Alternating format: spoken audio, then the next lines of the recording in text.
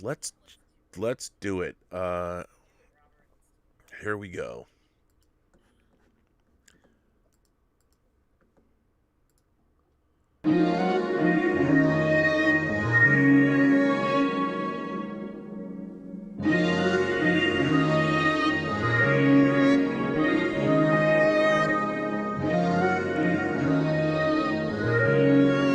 Greetings, imagination connoisseurs. Once again, it is I, your Duke of Dope Discourse, Robert Meyer Burnett. I invite you to watch and listen to the Designing Hollywood podcast, brought to you by Martika Ibarra and the great, legendary Hollywood costume designer, Marilyn Vance.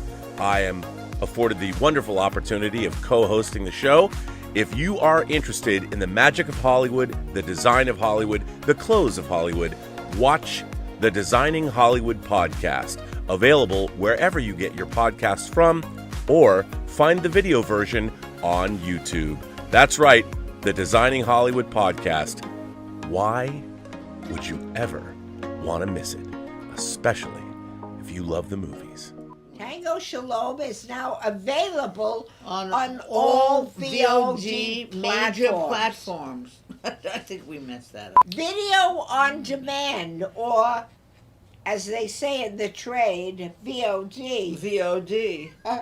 Tango Shalom is now available on all VOD platforms, which means video on demand. look how you know. You must be a high school graduate. I'm a college graduate. Really? Yes. I got an honorary degree from Hofstra. My- Did you get an honorary degree? No, I got a degree. Oh, well, I got honorary. You know, I'm in the Jewish Museum. What for? What do you mean? As a famous Jew in You the are? Bronx. I'm in the famous. I'm in the Prospect Park in the Stones. How big is the stone? There's a company called Hot Toys, and they make these insanely realistic, renderings of characters. They do them for all the Marvel characters or whatever, and they look so much like you. It's disturbing, actually. Like, scary. They look so much like you, but they're tiny. They're like 18 inches or something like that. They actually that's what's crazy about that company is they hand make the. Like they carve the mold of the. That's crazy. It's wild. Well, greetings, imagination connoisseurs. Once again, it is I, your Duke of Dope Discourse, your master of fun and wonder, your viceroy of verisimilitude, and welcome to tonight's episode of With Robert Meyer Burnett.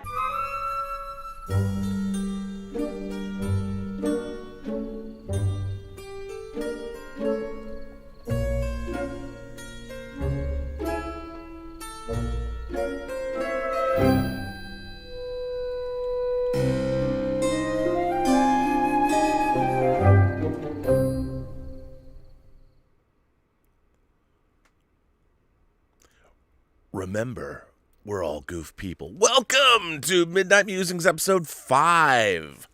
And of course, it wouldn't be a show if it wasn't for my co-hosts, one of which is not quite here yet, but you know her, you love her. She's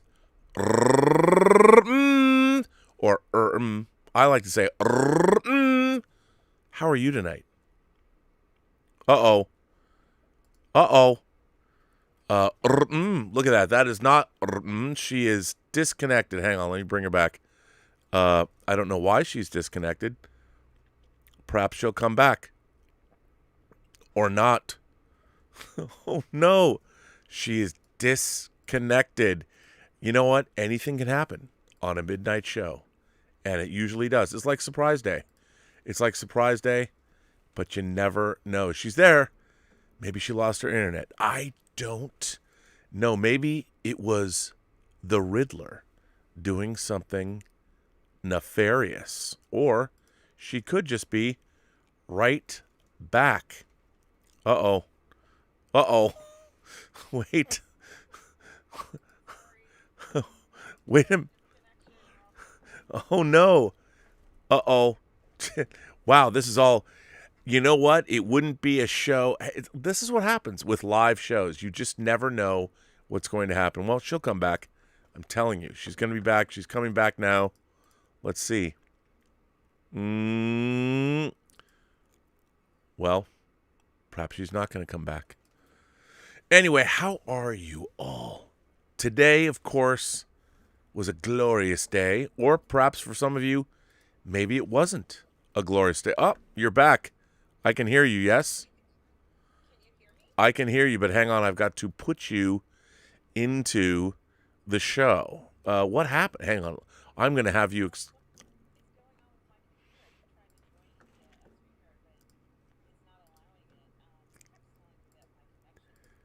Damn those people. I'm going to put you into the show, man. I'm putting you into the show. I'm bringing you back. Hold on. Let me get you in there because, you know, it's fine. Look at that. But we're going to make it work because that's what we do. The show must go on. And you're a show person. So let's bring you onto the show. Wait, you're in. You're in the show. You know her, you love her. She's here.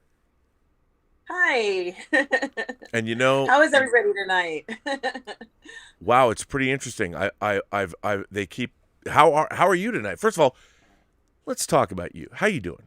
How was your week? My week has been okay. You know, it's been busy, of course, and I'm just glad to be here tonight, Robert. It's been such a crazy, insanely busy, week that I look so forward to being here and doing the show with you. So, yeah, I'm on my phone, so I hope it's okay. It's great. You look good. You sound good. 5 by 5. You're in the pipe. It's all good.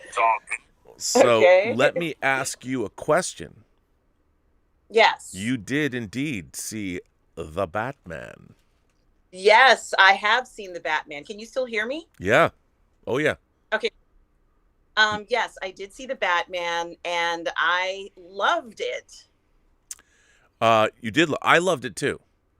And the reaction for the most part has been, you know, all over the place. But I've read a lot of dissenting views of the Batman. A lot of people, some people were saying that it was just an amalgamation of other movies, which, well, okay. I would say it was an amalgamation of, I don't know, 75 years of Batman stories, but okay. I think I'm always interested in what were the filmmakers, what was the intent of the filmmakers, and did they pull it off? And I would say that Matt Reeves did indeed pull it off in grand fashion. I mean, he swung for the fences, and I think he absolutely succeeded. What about you? Yeah, I have to agree with that. I think that what we got was something that was very special. For me, you know, they had me at that gritty, dark, intense, kind of wet, blurred kind of look to it. I love that kind of stuff. I felt like when I was in the theater that grittiness, that darkness kind of enveloped you into that feeling. And I really do like that they did that. And I also think that this Batman was supposed to be somebody who was trying to find himself, trying to figure out who he is, what direction he's going in. And you actually do get a sense of that. There is sort of a lot of sense that he doesn't know where he fits in his own life, but also in this society where he can't kind of run away from the society now because he's so well known and is pretty much an important member of the city. So I find it very interesting. You know, we see scenes where he's kind of in his suit, but he's not quite fitting into it yet. He hasn't grown into this character that he's going to become. And, you know, I found it so great to see sometimes he was, you know, he had these feelings of joy and pain. And you could tell while he was in that suit that he was experiencing a wide range of emotions. And even at one point, Robert, he ended up doubting somebody that he shouldn't have doubted, somebody that he should have trusted all along. But, you know, this truly, in a way, had a sense of real life to it. You know, even with the camera angles and the way that people encountered one another and the settings. Honestly, Robert, it felt like a regular night in New York City in some instances to me. A regular night in New York, of course it did. And also, one thing that they did that I really haven't seen a lot, or was not expecting to see in a Batman movie, was that they had a fight scene set to EDM. And as soon as I heard the EDM, they had my attention, but I wasn't expecting to get EDM like this. And they gave it to me. And I have to tell you, Robert, I was just pleased as punch. And my mother was with me and she's like, "Oh, your music." And I'm like, yes, they're playing EDM. Yeah, I want to go party at the Iceberg Lounge, man. Right. Or what is it, 44 Below or whatever it is, the club within the club. That's right, the club within the club. Please take me there. A VIP to get into that one, It really was absolutely fascinating and dark and adventurous. And, what they also made it insulting to him. I mean, just like every day, he would walk around, like when the mayor comes up to him and says, "You're not doing enough for the city, and we really need to change that." And it was very condescending. And I thought to myself, this movie's kind of pushing the limits a little bit, because there were some remarks that were said in the film that are controversial, that are pushing the boundaries. But I think that and this is a spoiler review, right, Robert? Yes. For those of you, I did show in the actual description here the line. This is a spoiler review, so you can say whatever you want. I can say. I think that what was so beautiful was at the end, when he does save everybody, he essentially negates anything that anybody has ever said about him that was negative, that gave him doubt, that made him wonder about what type of person that he is. Everything under the sun came to sort of this pinnacle there, where he starts to rescue people. And I actually got emotional at this part, because I thought to myself, you know what? It doesn't matter that people are calling him names or think he's not good enough or question his abilities. It doesn't really matter, because he managed to go ahead and say, "I don't care what people are saying. I'm going to do what I need to do as Batman. And this is what I stand for. And yeah, of course, I'm going to go ahead and save people." I mean, I was actually quite shocked that he jumped onto that transformer or whatever that electrical thing was. I thought he was going to get killed. But it ended up being a fantastic moment where he saves people. And then, other people follow through with that. And I think it was actually quite inspiring that he decided to do that. And even though I would have liked to have seen him and Zoe Kravitz have a more intimate encounter than they did. I know you would. And who wouldn't? Because how hot was she? My God. Beautiful. And it was lovely seeing her kiss her girlfriend. And of course, when you see a woman kiss a girlfriend, the first thing is like, yeah, we could all use a kiss right now, right? So I automatically thought perhaps he would kind of be a little bit more aggressive towards her and, really kind of like pursue her. But something, his character was not ready for that. He was not ready to go ahead. No. I think by the end of film, the irony, Robert, is that by the end of the film, he actually was ready now. But she had kind of moved on and perhaps felt a little defeated in the manner of way things went down. Because after all, she had a plan. She had this premeditated plan where she was going to murder her father, which is, insane. And he kind of tried to stop those course of events. And I think that although, things worked out the way they did, I think she kind of resents him a little bit for this.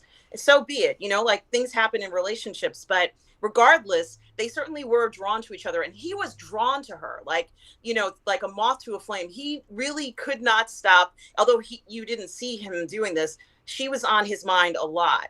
And, I really loved how he had those cool contact lenses for her where he could, monitor her and make sure that she was safe. I mean, I really felt like that he genuinely even cared about her character. And perhaps she didn't have anybody other than her mother who ever cared about her like that as an adult. And so that was pretty significant for her in that sense. Except Annika, her girlfriend. Except her girlfriend, who we don't even get a chance to really see the intimacy between her and her girlfriend the way that you would see. I did like the fact that it was very clear. They didn't have to belabor the point. But, I mean, I did like the fact that she was truly bisexual. Like, she was... Absolutely. She was always the person who initiated a kiss with him, with Batman. And she said, "Look, come away with me." I mean... And the way, the way she's like, "Baby, how are you?" I'm like, that's pretty ballsy. And it was interesting because they didn't belabor these points, and they were clearly there. But I thought that was it was a really interesting tact to take because, sexuality in the Batman films has never been, it's never been part of the tapestry of them. I mean, they've always had, Bruce Wayne's always had, whether it's Kim Basinger or whether it's Nicole Kidman or something, but they've never gone as far. I mean, those kisses between the two of them were not just perfunctory kisses. They were really they were hot. They were hot. They were hot. There was definitely, I'm sorry, but they were intimate, deep, sensual kisses. Mm-hmm. It wasn't sort of peck on the cheek kind of thing. In the last standalone Batman movie for 2012, The Dark Knight Rises, Batman sleeps with Madeline Cotillard. And I thought to myself, well, he can sleep with Madeline Cotillard, she's a very attractive woman. She is.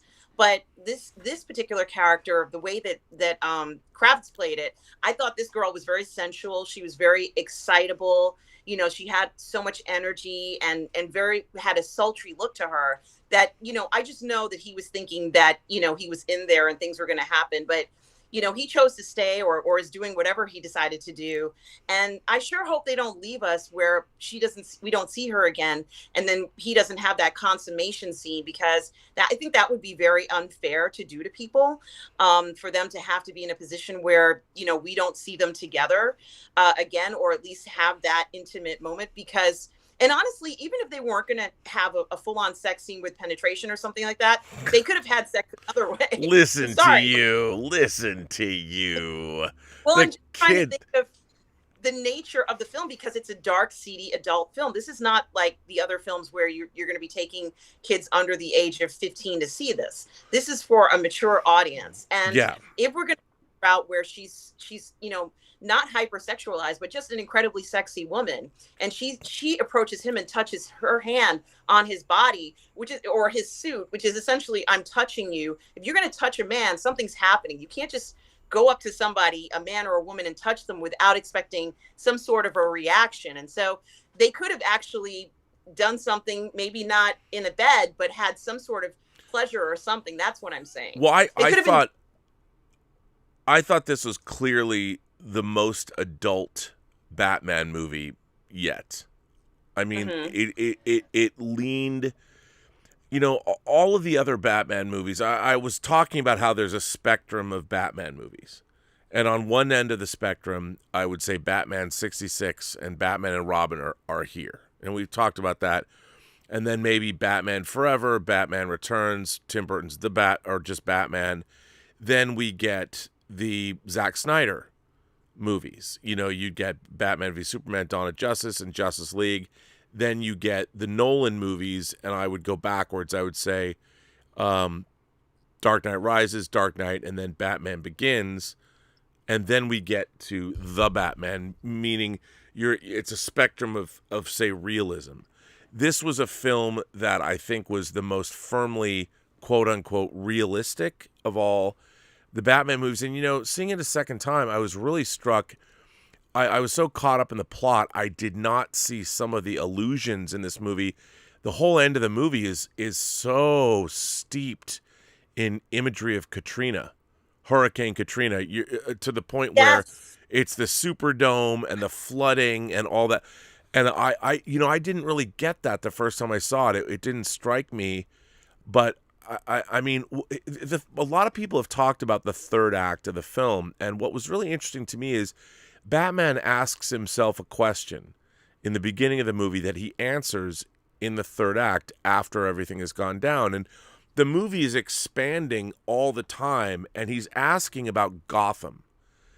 Can I make a difference? And you're seeing this, but by the time you get to the third act and the story is opened up into the city itself, it has to open up to the city itself. It's like the whole movie is unflowering. And by the time you get to the Riddler's final plot, the city stuff I thought was great. And I got to tell you, when he ignites that flare and goes in, and there's that overhead shot where he's walking through the water, leading the people literally out of bondage into the promised land or whatever. Both times I got really emotional. And the idea of Katrina and everything that's going on. And, there's a lot of people that, so the Riddler's just another incel. And I'm like, yeah, okay, the people like the Riddler are shooting up our schools and they're killing, they're the most dangerous people in America. And so the Riddler, I mean, going after, in a way, he's going after all. The funny thing about this movie is the Riddler's not wrong. his methodology is wrong, but he's going after really bad people. You know, people that had been for years institutionalized grifting and stealing and perverting what Thomas Wayne wanted to do and all that. And there's a lot of really interesting moral questions in the film. And, you know, I've heard people criticize this movie going, well, you know, this is just an amalgamation of other ideas that other films have done a lot better. And watching it a second time, I was really struck by just how much movie there really is here. And there's a lot of stuff to like. And for me, it was very different. How do you make a new Batman movie that feels different than other Batman movies? And while it didn't have the delicious, like the Dark Knight, Heath Ledger's character, the way he plays the Joker, it's still that heightened reality. It's a lot of fun. And I love the Dark Knight, but I thought the third act of the Dark Knight, I think everybody can admit that it's kind of, in a way, kind of weak. Because really what happens is the funny thing about a Batman movie is you want to see Batman go mano-a-mano with the villain. It's a very intimate thing. And then when these movies get bigger, people are like, well, the third act was disappointing. And you're like, but you've got to do something. You know, you've got to get to the point where you've got to go where the city of Gotham itself on a city-wide level has to be a part of the story. And I watching it again, I really liked it all. I thought it was great, and you know, I really enjoyed it. I think it's a pretty stunning achievement, and you know, we overanalyze these movies, as well we should, because we're fans, but I you know, watching this again, I really loved it. I really love this movie. And I understand a lot of people have very valid criticisms. But what's really interesting is, I mean, you compare the two ends of the spectrum, Batman and Robin, and the Batman. And it's just like, they're not even on the same planet. And it's pretty great what we got, don't you think? Yeah, it's amazing what we got. And, you know, I have to say, for me, and I know that this was probably filmed in Chicago or Philadelphia or someplace else, but for me, this film was just straight up New York for me. Yep. In addition to that, you did mention Hurricane Katrina. In New York, we had this storm called Superstorm Sandy, which was actually, it started off as a hurricane, and it I was seeing Skyfall in London, and I was coming back. I was supposed to go interview Whoopi Goldberg for the Star Trek The Next Generation discs. And Hurricane Sandy, I was delayed in London and couldn't come back for it. So, I know. Yeah, that's actually the first thing that I thought of, because, you know, the entire city flooded, and, you know, pretty much this city kind of had to get shut down. And, you know, where I lived, lost power for weeks. And actually in the tri-state area, people didn't have power for 14 days, which is a long time for this metro area. But I'm not knocking anybody else who has lost power for longer periods of time. I'm simply, you know, describing what had happened. And that was the first thing I thought about, because, you know, we were not prepared. We're still not prepared, but we were not prepared for that natural disaster. And, you know, I'd like to think, you know, clearly it was our first responders, the firemen and policemen, who did everything they could to make sure people were safe during that time. And they also called in the National Guard, where I live in Long Beach, New York, to protect us, to make sure that we were fine here, because, you know, I'm on a barrier island. Right. But my point, that it really did hit me when I saw that flooding, because I thought to myself, oh my God, I was not expecting to have something that would bring back emotions like that for me in particular. But I also loved how graceful Batman just dove in without hesitation into the danger that was clearly there with that electrical wire that was hanging down. I really thought he was going to die. I thought he was going to get killed doing that. And I guess I shouldn't have thought that, because he is Batman. But, you know, seeing him, like you said, lead people out, I thought that was a beautiful scene. And I thought that scene clearly was an indication of what his potential is, his potential and adversity. For me, I felt that the movie was told from the point of view of Gotham. And it's kind of Gotham was this omniscient viewer like we were. And, you know, Gotham was like, well, what's going to happen to me now? Who's going to fight for me? You know, and if Gotham was a collection of all the citizens, including Batman, including the villains, including the innocent people, the corrupt politicians, everybody there, you know, it was almost as if it was saying that every action you guys are doing is going to have an effect over everybody else. And I love that message as well. I also thought that Batman, although he did have somewhat of an intimate relationship with his, you know, butler and confidant, he did need to have another intimate relationship. And that's why I was kind of pushing so hard for him to have an intimate relationship with Zoe Kravitz. But, you know, it's okay. And I think that's kind of like why he almost seemed or appeared to me to be a bit standoffish or a bit cold. Only because there wasn't anyone for him to talk to have those conversations when he needed to have them. Well, you know, there's nobody you can confide in when you come home at night. It's very hard to, you know, get through the day. I really love the relationship. One of the things I thought was really striking about this movie is that when you first see Batman, like, he walks into a room full of cops. There's 100 people there. And he just wanders in. Like, we've never seen, Batman's always hidden in the shadows.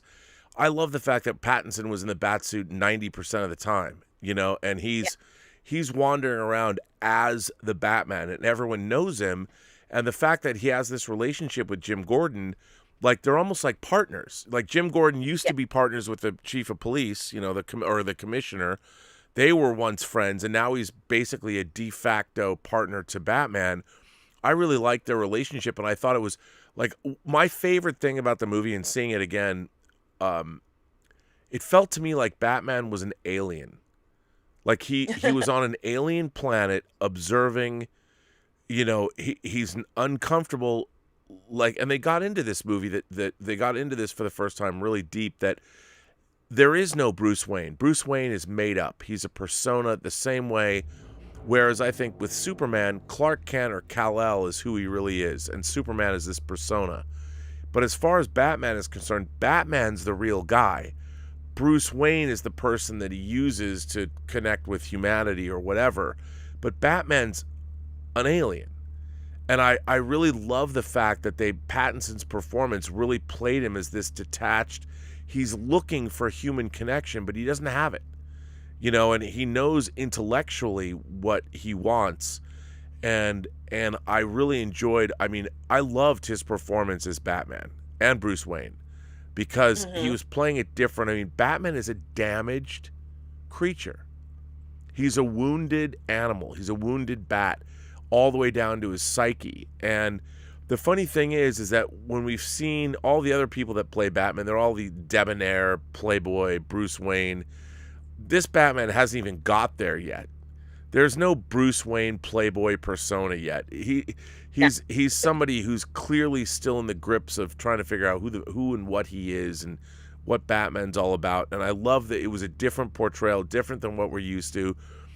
It might not have been as fun and fanboy as, I guess, because I've read so many different Batman comics in my life. When I think about Batman, I'm like, okay, I love the Batman comics of the 70s, you know, Denny O'Neil and Neil Adams. But then I read the goofy Jim Aparo, Mike Barr, Batman and the Outsiders, when they're with Halo and Katana and these crazy, ridiculous villains, which is more along the lines of the 60s Batman series. And then Batman of Justice League International, who takes out Guy Gardner with one punch. And then Gotham by Gaslight, and then The Dark Knight Returns. So comic book-wise, I've read all different kinds of Batman. And so looking at this, I really appreciated a whole new different take on the character, who was completely, like, untethered from humanity. And the whole question he asks is, can I make a difference? Does Gotham City, he even says at the beginning, crime is up. I've been doing this for 2 years and I'm still fucked. Can I make a difference? And at the end of the movie, the question is answered by Gotham City, like you said, itself. The people of Gotham, the story had to get bigger and bigger and bigger and bigger and bigger. And I thought it did. I thought it was pretty, I really enjoyed it. Yeah, it was something to behold. And I do have to admit that I do love the darkness and the blurred lines and the kind of out of focus shots. They did flashing shots, but they weren't what you would expect, like super bright lights. It was still subdued. The angles were on your level, as if you were standing at the same level oftentimes as Batman and the villains. Yep. And I thought that very clever, because it almost brought you into the scenes in some cases. Like, for example, when he was in the club and he had a few fighting scenes there, and you're sort of like on that side skywalk or catwalk area in the club as he's kind of fighting people. And I'm like, they chose to keep the EDM music on during the scene. Like, I thought that was pretty amazing, because and then I thought to myself, are they saying that EDM is like associated with sort of like a dark and dank and scary kind of future? And I said, maybe not. Maybe they're just showing that this is, where they're making money, and perhaps that's the most popular music right now, and that's what they have in their club, because there's a lot of EDM that's very uplifting and positive, and but I thought that it was very interesting music choice, because this is what you will hear if you go into a club. You're going to hear EDM music. This is what they're playing in New York in particular, and that's what I would expect to see, because and as you know, I love EDM. But Me too. I had to think about this, Robert, because I wasn't quite sure if that music was supposed to mean that it was intense and dirty and gritty. And I said, well, perhaps it means that there's a heightened level of emotion that's there. And people often ask me, why do you listen to EDM music? I feel like I'm rattling on really, really fast, but why do I listen to EDM music is because I personally love the energy that's in it. Yep. And there is nervous energy in Gotham throughout the whole city. And it's not till the end that tension is somewhat released. There's that détente feeling. Literally in the the film. breakdown. If you ever have gone to a great EDM show, you get taken up, and the breakdown happens when everyone's like, yeah, and that's what. Yeah. So there's a lot of super chats. People have been firing in questions. I love seeing this. So Tom Jr. Jackson says, Robin Gang, I saw the Batman this morning at 9:30 a.m. I fucking love this movie. It felt like the 70s and 40s wrapped in a crime novel. I couldn't agree more, Tom. I felt the same way. Oh, Tom Jr. Jackson says, the introduction of the Batmobile was awesome. I have to tell you, when I first saw this, I saw it in IMAX. The sound of the Batmobile when it's first introduced, it was like a jungle cat. I mean, it was, the only word that comes to mind is ferocious. The sound, I thank God Jazz Inc. is making that 6-scale Batmobile, and it goes on pre-order next week. Because, again, it's so funny to me that people take these things out of context. It's like, look, we've had many different iterations of the Batmobile over the years. Many different ones. This is the one that he built himself. It's not like the tumbler that he got from Applied Sciences in Dark Knight, or Batman Begins. I mean, he made this himself because he tinkers, and he made his motorcycle, and the fact that it was so ferocious, and we got to see it I loved it. I mean, I love the Batmobile, and it looked like it was this cobbled together battle tank that would fucking kick your ass, and I loved it. It was, and it reminded me, Robert, and I don't know if you felt this way, but it reminded me of when I grew up, and I remember that there would always be these young guys who wanted to get their first car, and they couldn't afford to get a fancy car. So they would buy sort of like any car they could get and have it fixed up, put in a new engine or, a new transmission or whatever it was. And that kind of tinkering, I kind of miss hearing guys talk about, that process. And, oh, did you do it yourself? Oh, you painted it yourself? Or, and they were so proud when they saved up enough money to get the car, and also to get that new engine installed, that new transmission, putting on rims, whatever it was. They had so much pride in what they had made. And perhaps what they were trying to go for was Batman having pride in what he could do also technically. Oh, yeah.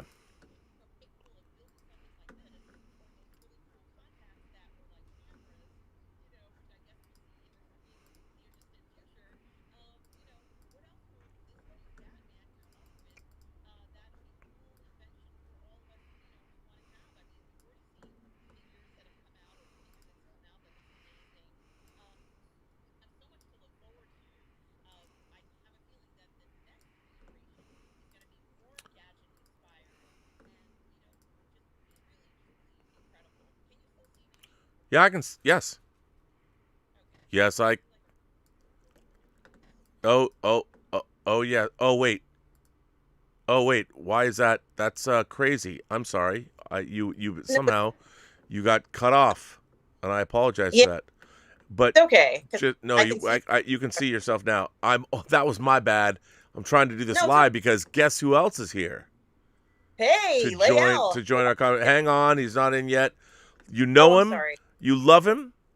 He's Lael Rockwell, the 1/6 scale man. Can we hear you? Or is your microphone up? Is it up? You hear me? Yeah, we I can hear can you. hear you. You're a Yep, little I'm here. low, little low. Am I a little low? Am I a Little, little low? Let me see. How am I now? Sound better? you're still. It sounds like you're not on your mic. Oh, wait, let me see. How do I sound now? Let me see. I can still hear you. It is I a little love low, the but I hat. We can hear you. I love the hat, by the way. All right, how do I sound now? Do I sound better? You still don't yes. sound like you're on your mic though. Wow. Let me check. It sounds like you're Let me on go your into settings. computer mic. Let me go into settings because it might have actually switched. You are absolutely right. It switched. I just want to make it, dude. How's that? Oh, now you're the Much. coolest motherfucker in town, bro. Yeah, I had to switch the settings because for some reason it defaults to the wrong I know. whatever. But But I'm back and I'm here. listen to the presence of your voice. Can we just marvel? Oh man. Just for a minute. Oh man. Let's bask. Thanks. I'm so happy to be here, Let's Rob. bask in the warmth of Rob, Lael you know what, Rockwell's Rob? voice. Here's the thing, bro. Rob, I do this every day, bro. I sit back and I tell Toya, I'm like, yo, I can't believe I'm here. Cause I'm like, I'm watching you on the John Campea show. And I'm like, I sit there and I'm like, I know that guy. And people were like, no, the hell you don't. I'm like, yo, I'm telling you, I do. I know him. So sometimes I even check myself. It's like, wait a minute. Do I really know Robert Meyer Burnett? Well, behind Is this a closed doors. multiversal thing? Wait, actually, can I just say, I think, Yeah. in all honesty, meeting you over the last year, actually meeting the two of you, doing this show, this has been one of the great joys of my life. Is Man. during the pandemic, making new friends It's so and fun. doing the Yeah. show with you guys and gals and all of you. You know, today we had a fan event at John Campea rented out a theater, and we had people come, and it was so much fun to meet people. Like, there was a gentleman who'd brought us cookies at the 1 million or 100 million view party. He brought his mom, and they sat next to me, and he brought me more cookies, thank God. But the YouTube community is what we're all about. But I have to say, like, meeting the two of you and doing this show has been a great joy. Now, we have to take an aside, because before we talk about Batman for Lael, I want to hear from you. But the first thing I want to talk about, two things, because we're here. We got to see the Robert Pattinson hot toy. And you called it. Can I just say, you called it. You last week or during the week, you said they're going to release the Pattinson hot toy. Now, I know that you are not as high on the movie as maybe and I are. But what did you think of the hot toy announcement? So when we're going to get to the movie in a second, but the hot toy, that's what I call perfection. Like, literally, if you're going to, all right, so you gave us Peacemaker, and I was a little upset about that figure. I'm not going to lie. I was extremely upset about that figure. But this right here is perfection. I love this suit. If anyone knows anything about year 1, year 2, I love this suit. I love everything about this suit. Dude. Mind you, Rob, I don't want to deviate for this because I'm going to stay on this, but did you see that SSR Kingdom Come Superman? Wait, what? You didn't see it yet? Dude, I've been so busy. Are you kidding? Wait, what? SSR Kingdom Come Superman. It is, yes, Alex Ross version as well. Oh my! Look it up. Anyway, it's that incredible. Hang on. Incredible. Oh my God! Yes, dude, SSR. I just jizzed in. Yeah, SSR. It is the SSR Kingdom Come Superman. Is this that is the version? They have the 2-pack and they have the regular version. Oh yes. my. Yes. Did you not see that? Bruh, Yeah. bruh. I've been working so much this week, and the move and the whole. Yeah. Yeah. Dude. Yeah. It's incredible. It's incredible. Incredible. And I'm getting it. I'm sorry. If I have to get them both, which I'm getting them both, but I'm getting this figure. Okay, wait a minute. I'm sorry. I gotta put this. I gotta put this up for just so people like, what are these grown men going on about? Yes. Well, wow, dude, this I'm blown away. Mhm. I am blown. You know, I always thought, well, who am I going to put next to my golden armored Wonder Woman? Now you don't. I didn't have to wait very long for that one. Oh my God! Wait. Let me just throw this up. So for those of you who don't know, if you know Alex Ross, and by the way, this SSR, these figures are huge. They're not just standard. So here is the 2-pack, Alex Ross Kingdom Come 6 scale, Kingdom Come Alex Ross Superman and Superman in his overalls when he stopped being Superman. Bruh, oh my fucking good God. That is just insane. Yeah, bro. Insane. Mm-hmm. Wow. Yeah. SSR is doing damage right now, bro. They are not playing. Wow. They are not playing. Okay. They are not playing. Time to go to, hang on. Let me go to Toys Wonderland and a Comic Sanctorum and place my order. So, okay, besides this, thanks, we've got the Hot Toys Pattinson Batman. Jazz Inc. has been dropping their Batmobile from this movie, which steams and lights up and the flames come out. And did you see their snow speeder? Yeah. Okay, Jazz Inc. is not playing. I've been paying off that snow speeder for. I'm like, well, I don't even know what it looks like.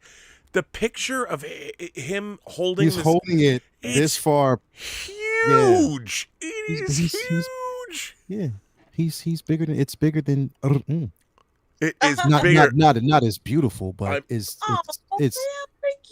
pretty big. It's pretty big. It's really big. I can't wait to get that thing, man. Like literally, dude. I mean, I'm so stoked that I like paid that off. Or I haven't paid it off quite yet, but I was in on that early. Yeah. And now that I have a house, I can hang him from the ceiling, and no one can stop me. I mean, you know, it's really. I was saying to Elizabeth, I go, wait till I get my Empire Strikes Back gantry that I'm going to bolt to the wall. And she's like, what? I'm going to bolt it to the wall. It lights up. I can have it over my Magia cases. It'll be up there. And Vader and because I've got the DX Bespin Luke. Yeah. And then I can also bolt the bottom of the gantry when he's, you know, hanging on the waiting for the Millennium Falcon to kick him up, dude. Yeah, I'm telling you, best of both worlds. But anyway, the Hot Toys figure, yes, I'll get back. I'm sorry, people, I didn't mean to deviate, but I'm saying what did I mean to say? It's you know, it is. But anyway, yes, the Hot Toys figure is coming home with me. And the thing is, if you're smart, you would get the deluxe version with the bat signal, because that thing is going to look aesthetically incredible behind Batman. So it is a piece to behold. And we got the tease of the Bat Cycle and the Batmobile. So we know. Now here's the thing, Rob, and this is what I'm gonna ask you and you saw the figure. What did you think about the figure, right? It's perfect. Yeah. You thought it's perfect. That face sculpt is dope. It is on point. That is Rob. Now here's the thing though. It's crazy because the way they made him look in this film, I thought I was looking at the polka dot man in the Batman suit, because he sort of looked like he reminds me of that actor in this movie. I keep forgetting his name, but they sort of look alike. But anyway,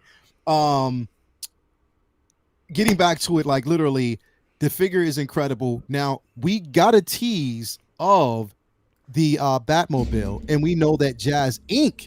is doing their Batmobile. You know what I mean? So the question is, which one will people maybe or actually gravitate to? And also, we talked about this earlier on Will's show, because a lot of people were like, well, now that we know that Jazz Inc. is in production, or they're producing or trying to, and they've been working on it for a long time. They've been working on it for a long time. Now we know what actually happened between them And when the DeLorean was released, they stopped and they were like really disappointed that they couldn't do it. Yep. I don't think that they're going to go that route with this. I think they're going to go head in on this piece because they have the license to do it.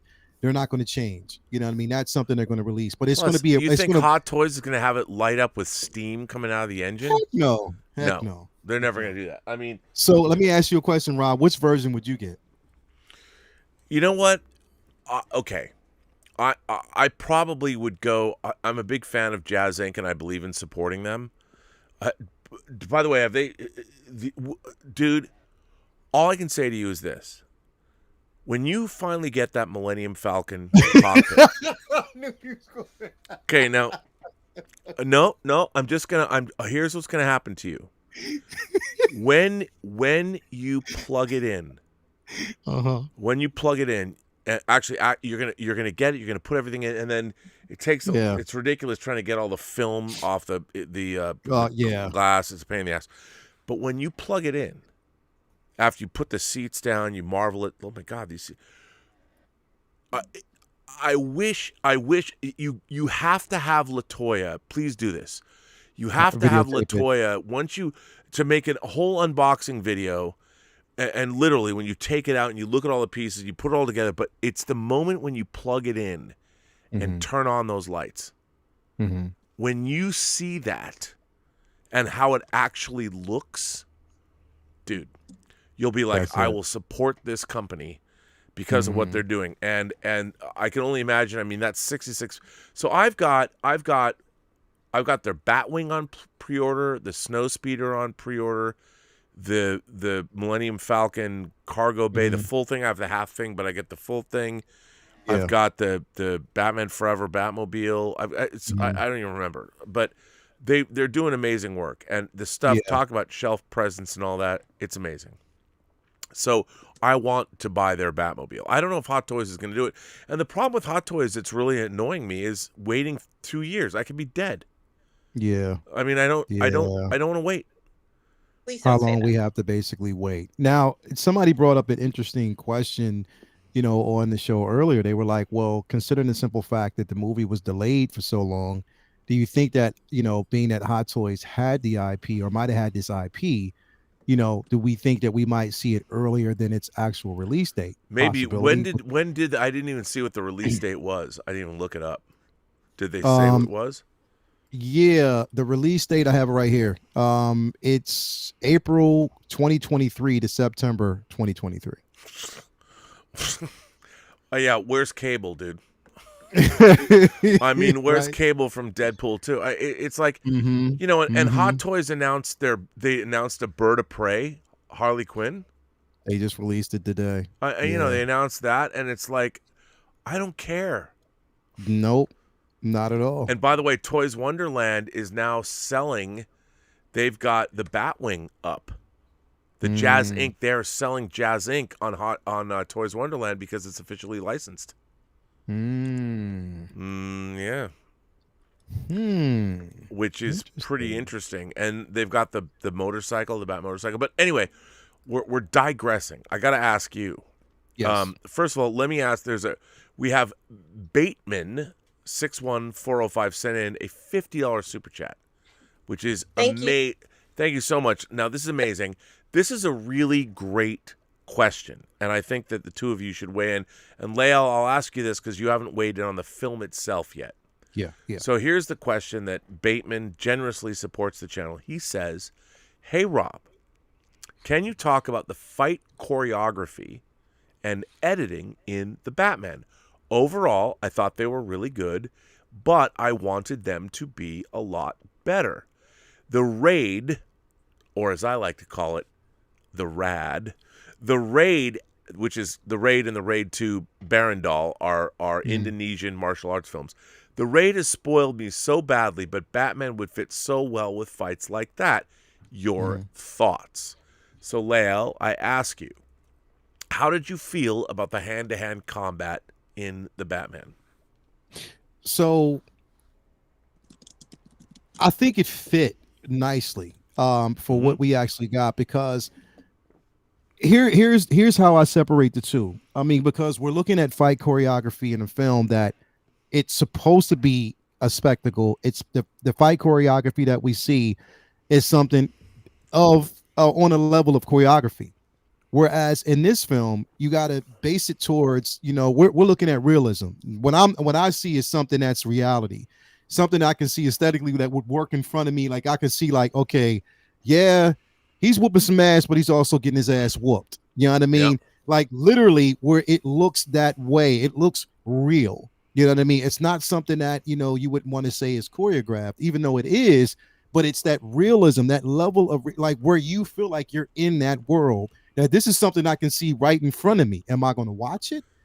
I'll probably watch it at a distance, but it's something that I can actually see and say, okay, this is reality to me versus something that is more of when we say, I want to actually say fight operatic choreography. You know what I mean? Where it's something where it's staged. Like, that, when they're fighting, moves have to be timed a certain way. The movement has to be, flow a certain way. It has to look a certain way. Whereas this, anything could have actually happened. They could have, and we seen him grab everything and he went off, like literally. So that's what I would say the difference is between the both. Dude, okay, before I say anything, what did you think of the fight choreography? I loved it. I've heard a lot of people say that they could tell when, although I couldn't tell whether it was Pattinson or somebody else doing the fighting. And, I want to be tricked. I don't want to know whether it's Pattinson who is or isn't doing the choreography and the fight scenes. I want to believe it's always him, but I have to assume that there are some stunts in the fight scenes that might involve, a stunt coordinator or some other person who knows how to do these types of fights. But I love them. And I love that they were not super brightly illuminated, that there was a sense of wondering, well, how hard was this person hit? And, did they actually break did they get their bones crushed? Was their fingers broken? Like, we didn't really get the follow through on a lot of the punches. And the only follow through we got was like one where I guess maybe he kind of stopped punching someone or, but for the most part, we were kind of kept in the dark for a reason. And, because they just wanted to show that at some points while he was fighting, he had a lot of anger in him. And it was angry. Like, this wasn't a fight of like, I have to defend people. He had anger. He was fighting with a lot of anger and pent up rage. Loved it. And it was great. I really liked that. And I think that at some point he'll get that under control, but it was very rageful. And I wonder if that's going to work against him, if he can't control that. That was once I tell, well, my thoughts on the film, I explain that in a second. But no, go ahead. Well, okay. So first of all, I have to see it again because I'm gonna tell you why I wasn't upset about the film. I was upset about the experience. My experience in the theater that I went to see it was horrible because the audio was terrible. Like you could hardly hear, like literally the audio was terrible. You could hardly hear what they were saying in the because it felt like they were whispering. So that was, and it wasn't that everybody was talking. It was just that it was hard to hear, dude, because it's a pretty aggressive sound mix. I got to tell you, I saw it the first time we saw it was in IMAX. I noticed it felt a little quieter when I saw it today, but the IMAX sound mix was fucking unbelievable. Yeah.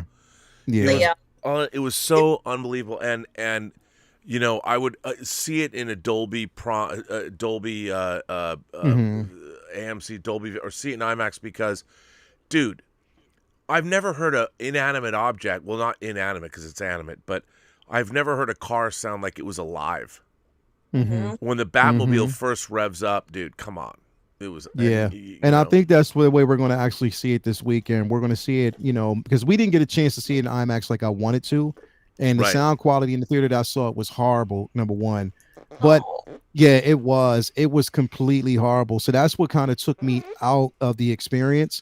And I just felt, you know, I felt that in the very beginning, the opening sequence, the first half of the film, it started out great, but then there were times, just minor times, where it lagged slightly, a little bit, not too much, but it just lagged a little bit. And I was like, well, if there were certain parts that I felt like, well, if this was cut out slightly, That film could have been easily shortened down to an hour and 30 minutes, like literally easy. I mean, That's the way I felt. But I understand the story he was trying to tell and certain things that were needed and required. You know I think what I mean? that's a. I think that though that was a definite the pacing and the was all part of the mood. I mean, Yeah. it really worked for me the first time I saw it. But I just want to go back to Bateman's question. I'm like, here's the thing. The thing about the raid and watching all of that kind of choreography, Mhm. as much as, and I love the raid and the raid 2. I love them. People who know me have heard me wax rhapsodic about those movies for a long time. Those movies are fantasy. If you're really cops and robbers and you know you're raiding a building, you don't drop your weapons and decide to have a hand-to-hand combat. You know, it's all the thing about the Batman is that being in real fights, and I've been in one, unfortunately. When you're fighting that way, it's brutal, no holds barred. There is no choreography. It's all chaos. It is chaos, and the fact that Batman has controlled chaos, and the fact is he is ferocious and he hits like a freight train. Is everything else is what I loved about this movie is all the fights. Every time Batman threw a punch, it felt like a train was running through your face. Yeah. I mean, it really was, and it was ferocious, and it was painful, and it was like it was hard hitting. I mean, he was hitting you with a Mack truck every single time. And I understand. I love great fight choreography when you're like Crouching Tiger, Hidden Dragon. You know, the beautiful, all of that choreography. But in a movie like this, and if you've ever been in a street fight, there is no choreography. You know, as much as you want to, it's people protecting their faces and other people trying to hit as hard as they can. And it is clumsy. It is ugly. It is rude. Yeah. It is bloody and brutal. And I thought this did a great job, more than any other Batman movie. Especially Batman was the guy who hit the hardest and the fastest. Nobody could hit better than him. And for the first time, I thought, wow, this fucking movie, man, Batman is the king of scrapping. I mean, no one is going to take him out. Yeah, and I love that was phenomenal. And I think that's, you know, to kind of like echo off of what was saying with the rage. This is why what you just said is the reason why it was fitting and why the narrative was conscious and focused on Batman himself and less on Bruce Wayne. This was a Batman film because we are looking at year 1 into year 2 where he is still, you know, he's sizzling with rage off of still everything that happened. Because again, is this spoiler talk? This is a spoiler talk. No, it's total spoiler. Yes, it's Okay. It even says in the description, spoiler talk. Okay, cool. So basically you got to figure, I mean, we're still dealing with the rage he's feeling off of even everything that happened with Falcone and everything that he found out about that, everything that he knows about his parents, you know, things that he's still dealing with, the hurt from losing his parents, the rage and revenge that he has in his blood, like everything. That's still like, it's just like, you know, for instance, here's the thing. I equate this to this bad that I have to do it this way, but look at his Twilight films. And they say that basically the newborns, the new bred vampires, they're reckless. They're strongest. They have the hunger. They have that thirst. That's the way we see with him, is because it is that rage. We're not seeing the well-polished, more tempered Bruce Wayne, and we're not supposed to see that during year 1, year 2. That's not what's supposed to take place. So this is why we see the better Batman detective value of this particular character. And that's what I loved about this film. Like, I love that aspect to death. It was just, that's why I have to see it again. You know what I mean? Yeah. I have to see it one more time. You need to go see it in IMAX. You really do. Yeah. But in terms of, I think Bateman, I hope we conveyed that. I mean, I thought, you know, over choreographed fights sometimes. I mean, this film, I love the brutality of you really felt the pain. Ron C sends us a $20 super chat and says, "Hello, Rob, Lael, and the Batman is gripping. The score has stolen my soul afresh of a fresh of breath air. That's what he said. A breath of fresh air to such sound hovering over me. IP owners have something to really think for the next future IP films. Dog walking. Well, Ron C., I have to say to answer that, I've been listening to the score, and I have to tell you, I loved the score before I'd seen the movie, but I didn't know how it would work with the film. But my God, the score is, it Amazing. does have that 40s noir. It's very different. Like, I don't want to take anything away because I love what Hans Zimmer did and James Newton Howard did for the Batman, especially like the Fire Rises and all that stuff. Even by the time you get to the Dark Knight Rises, what they did with the score is amazing. But it's not. It didn't have like melody. Yeah. And I felt like this score felt a little John Barry Bond-esque at some points. I love the Catwoman's jazzy theme. I mean, it's beautiful. This score is Michael Giacchino, he's done a lot of great stuff, but this was a masterful score. It was. Really loved it. And you're Lael, you're the musician, you're the audio engineer. I mean, what did you think of it? I loved it. And that's the thing. That's why I was so angry about the theater that I was in. Yeah. Because it didn't, complement the score, or the audio in general. It just didn't give me. That's why me and Toya said, yeah, we're going to go see it again. Because it was about 24 of us, that occupied, two rows. And everybody was just, some people were in it.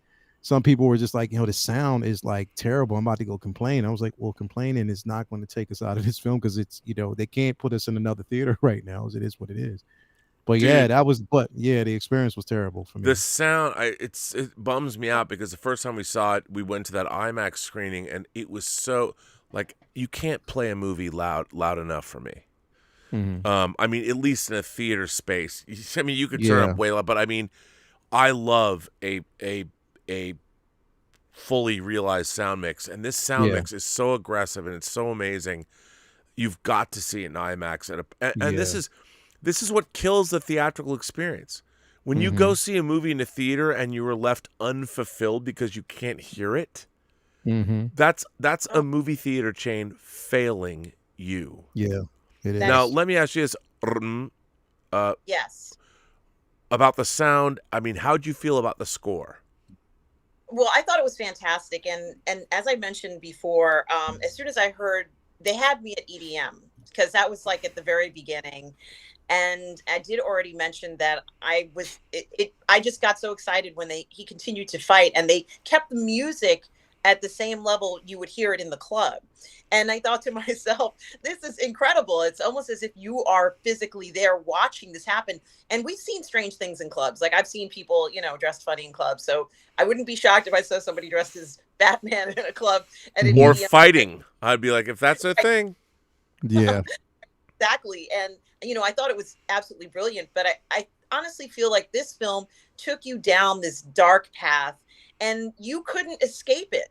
I almost wondered at the end whether we were going to come out of it. And even though it was almost 3 hours, for me, it felt like 30 minutes. And my mother, who was with me, my mother's in her 80s, she kept asking me if this was like a independent film, like some kind of art film. Did you tell her, yes, Mom, it is? Well, you know what it is that she knows Batman to kind of be like, da, da, da, da, da, da, da, da, like Batman kind of thing. That's how she sees Batman. Yeah. And even though we've watched other shows of Batman, she still associates that with it. And she says, well, he seems very upset and angry. And I said, well, yes, he is, Mom, but don't talk watching the film. But she could hear it. Yeah, there were parts where, as you mentioned, Robert, where the entire theater vibrated, shook, and it definitely enhanced the film for her. But I thought it was very interesting. She looked at this as if this was an art film, and I almost thought, has there ever been a Batman art film before? Has there ever been someone, maybe you could say that Burton tried to put his twist on it, but Burton was only copying what I honestly feel we've already seen in the comic books anyway. We've seen people be supernatural and have unexplained, abilities and things like that, because they are, superheroes or villains that have special abilities. But it's almost as if we were getting a new version of the villain and hero experience now. And so she felt that this was, maybe he's going to grow. And I was like, couldn't believe what she was saying. This is exactly what I felt that was trying to be conveyed. She liked the music. I loved the music. But I have to say, I can't stop thinking about that EDM, Robert and Lael. I still want that EDM to come back. It really actually reinvigorated me because there hasn't been as many live events. And I know this is kind of a digression, but, I used to go to these live events all the time and go to clubs like this. So, I felt like they were bringing me back into an event. I was not expecting to see that. Well, also the mix was really, at that time, because I love EDM in clubs too, it was really aggressive. It was very cool to go in there and see that. But I have to say that what I really liked was hearing the themes. Like there very much was like, I kept thinking about John Barry and Bond scores and Giacchino. And it's funny because, I don't think Michael Giacchino has come up with, we were talking about this on the John Campea show, themes like whether it's Star Wars or Jurassic Park or Harry Potter or Indy or Jaws. He hasn't done themes that are as recognizable as John Williams, but like I loved his score for Speed Racer. And as much as I loathe J.J. Abrams' 2009 Star Trek for a number of reasons people who watch this channel know about, there's some really great music in his score for Star Trek 09. I mean, I keep thinking about a track called Enterprising Young Men. It's really good. And I thought this score he really stepped up to the challenge and made his mark with this score, because this had to have been a really hard movie to strike a tone, because his score seems to be different than what we're seeing on screen. His score was far more jazzy and romantic and mournful, and there was a lot of emotions that I think he was counter-programming the imagery on screen. And I was there for that. I thought it was really, really effective, and it really worked. Wow.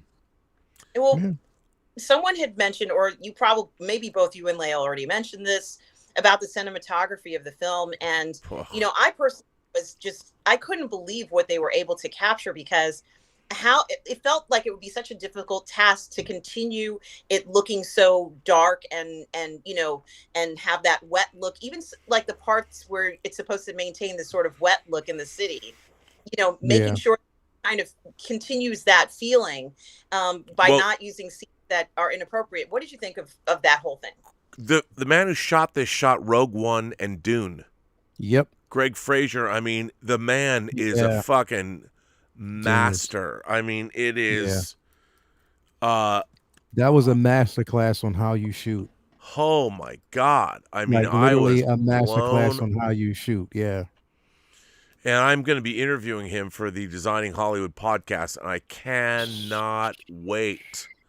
I'm glad that you mentioned that, because the Designing Hollywood podcast isn't just about, not that you said it was only about costumes, but I know a lot of people have been asking, and they've seen a lot of costume designers, but it's also production design, any other types of designs that go on with the production. So it's very exciting to be able to see an interview like that. Robert, is it going to be just a podcast, or is it going to be video as well? No, they're all video, and we've moved them over to the John Campea show.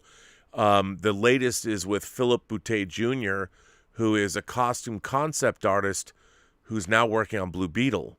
But he's a terrific guy. He was also co-hosting the show, and he's worked on amazing stuff. I feel so privileged that I'm hosting that. I'm having so much fun doing it, and talking to it was very funny, because I did the first one we put up on the John Campea show had the director of photography, the production designer, and the costume designer for Guillermo del Toro's Nightmare Alley.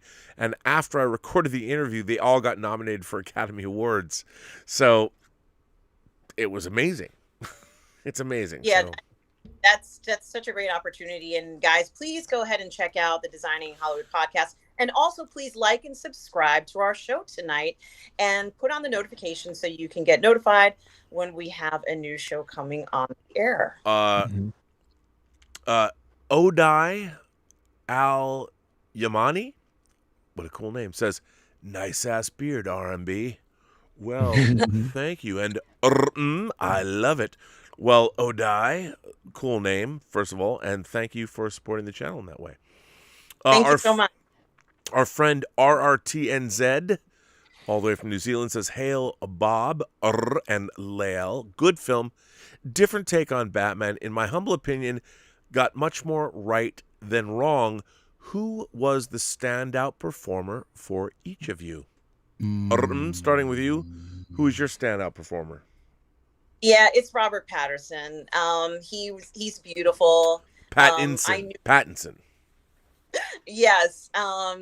He's beautiful, and I knew he was going to look beautiful in this. I know he's sad, but he always will look beautiful to me. A wonderful actor. I think that he can do so many things. He has incredible range, and he's going to show us so many more sides to this character. We're in for a real treat, and he really stood out. He surprised me at the end. And, I really loved that. I loved every minute of watching him on the screen, whether he was, reading those I am Batman messages or, doing, riding around. It didn't seem to matter. He always looked good in the scenes. So for me, he's the standout. Lael?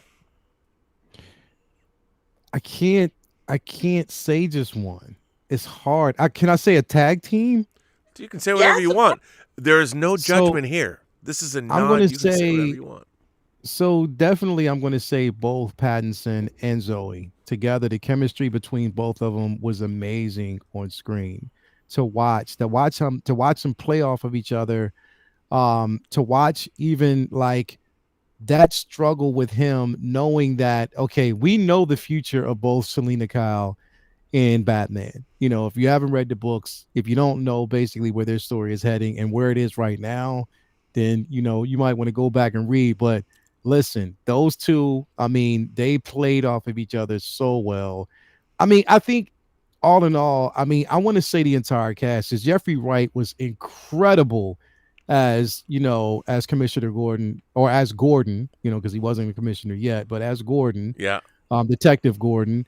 He was great. I just loved the way they played off of each other. I loved even Colin Farrell's interpretation on I was gonna say, like, for an actor, like, actors always want to look good. For Colin Farrell to make himself look that way, my God, every line of dialogue he uttered was perfection. He was amazing. Yeah, and he's. Colin Farrell is brilliant. Like, my God. Yeah, no, he's brilliant. I just, like, again, I loved, how everyone played off of each other, which is hence why I'm taking my ass to the theaters tomorrow again to see it, because I need to hear the quality in the dialogue back and forth, between them. I know there were a lot of people that were,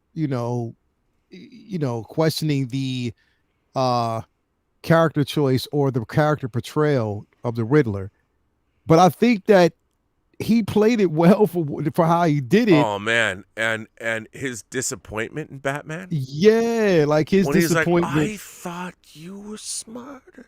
Yeah, like, literally. I look. This movie was so well cast, and I think everybody. For me, Zoe Saldana was not in this movie. Zoe Kravitz playing Cap. I keep saying Zoe. Whenever I say Zoe, I say Zoe, but I've done that all week long. But Zoe Kravitz was, I have always loved her, and I love her mom. I loved her mom in when she was in High Fidelity. High Fidelity, when she was on Different World. I love her. When she was on a Cosby Show. Yeah, of course. But Zoe Kravitz, the way she moved, the way she walked, the way she slinked, like, no one has mentioned this, but if you watch, she talks about really studying cats.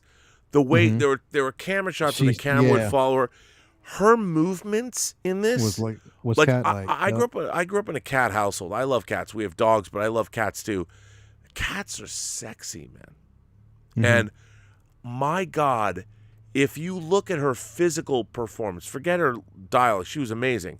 But look at her physicality. Everything she does in this movie is just, she is so sexy and so seductive and so beautiful and so just smoldering in her feline nature. I mean, she is just, my God, melted a lot of things I had. But yes, she was incredible. And all, but I loved her. The entire cast was amazing. Everybody. Oh my God, what a well-cast film.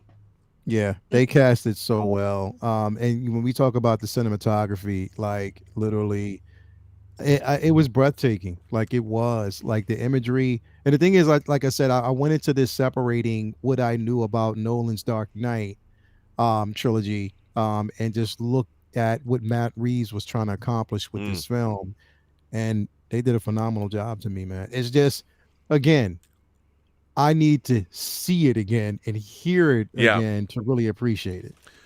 Now, this next question from our friend, again, RRTNZ, says, follow-up question. If you rank all of the Batman films, where does this one fit for each of you and why?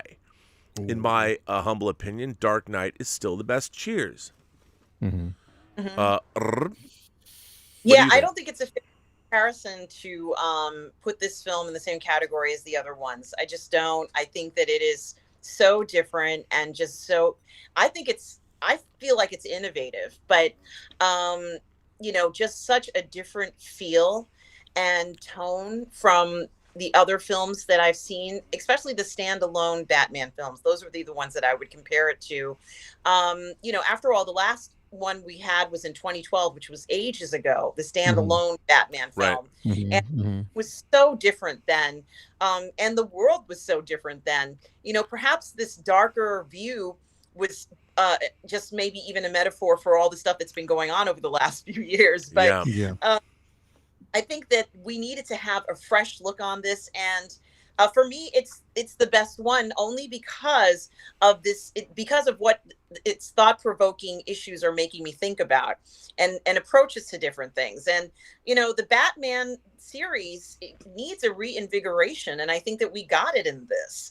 I don't would have been happy if it was just like the Rises series, so to speak, even though those were probably the best ones and certainly wonderful performances. And I watch those all the time too.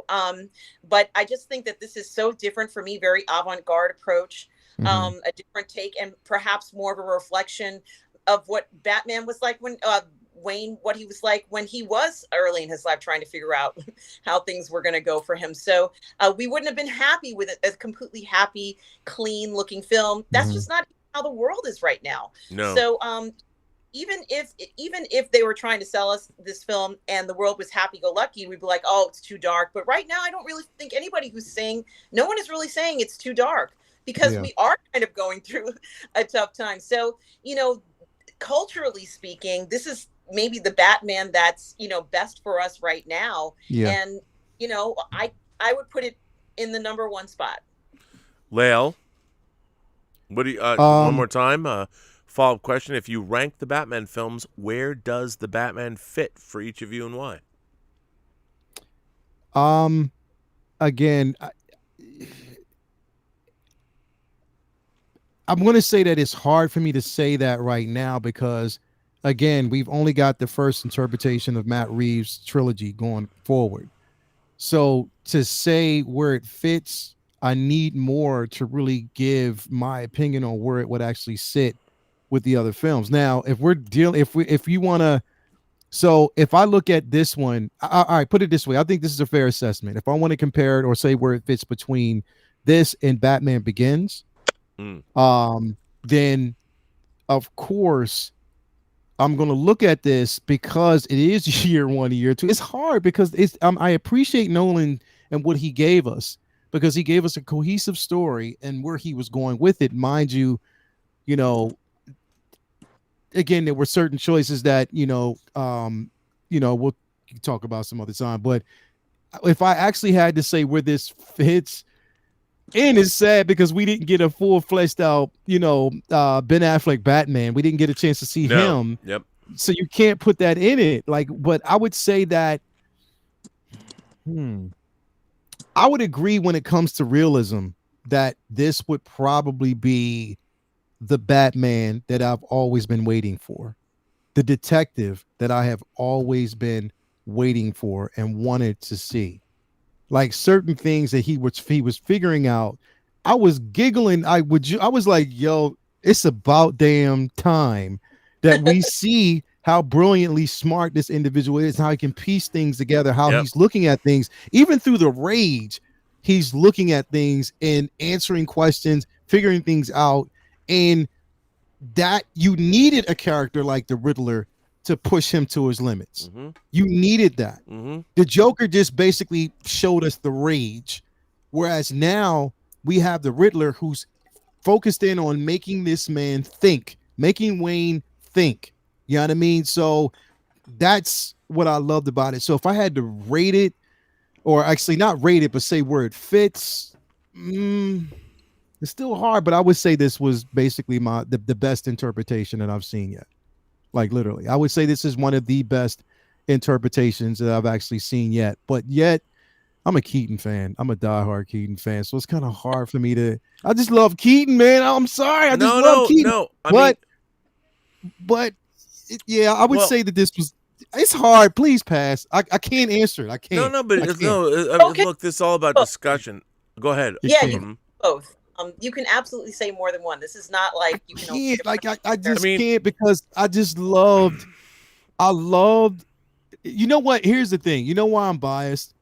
Because I'm not just a Keaton man. A Keaton fan because he's Batman. I'm a Keaton fan because he's human. Right. Like he's me. He's you. He's everybody. And he's just down to earth. He is so humbled. And he's just, hearing him talk about life.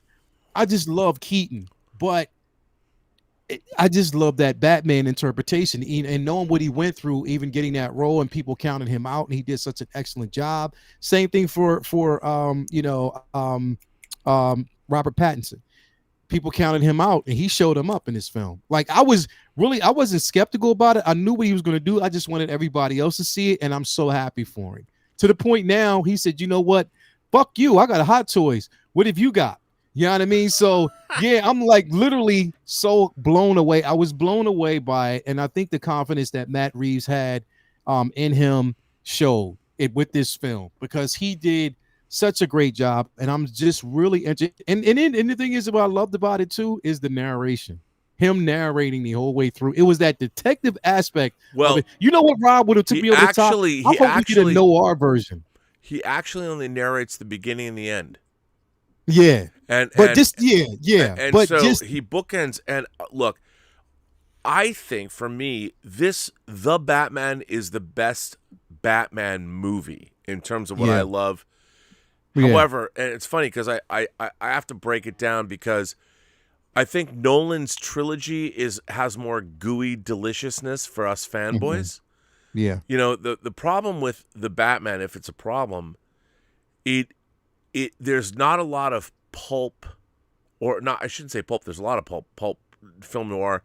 There's not a lot of comic book fun to be had in. Yeah. Whereas my absolute, for all the Batman movies, I tend to break them down in terms of scenes, and this is going to seem strange.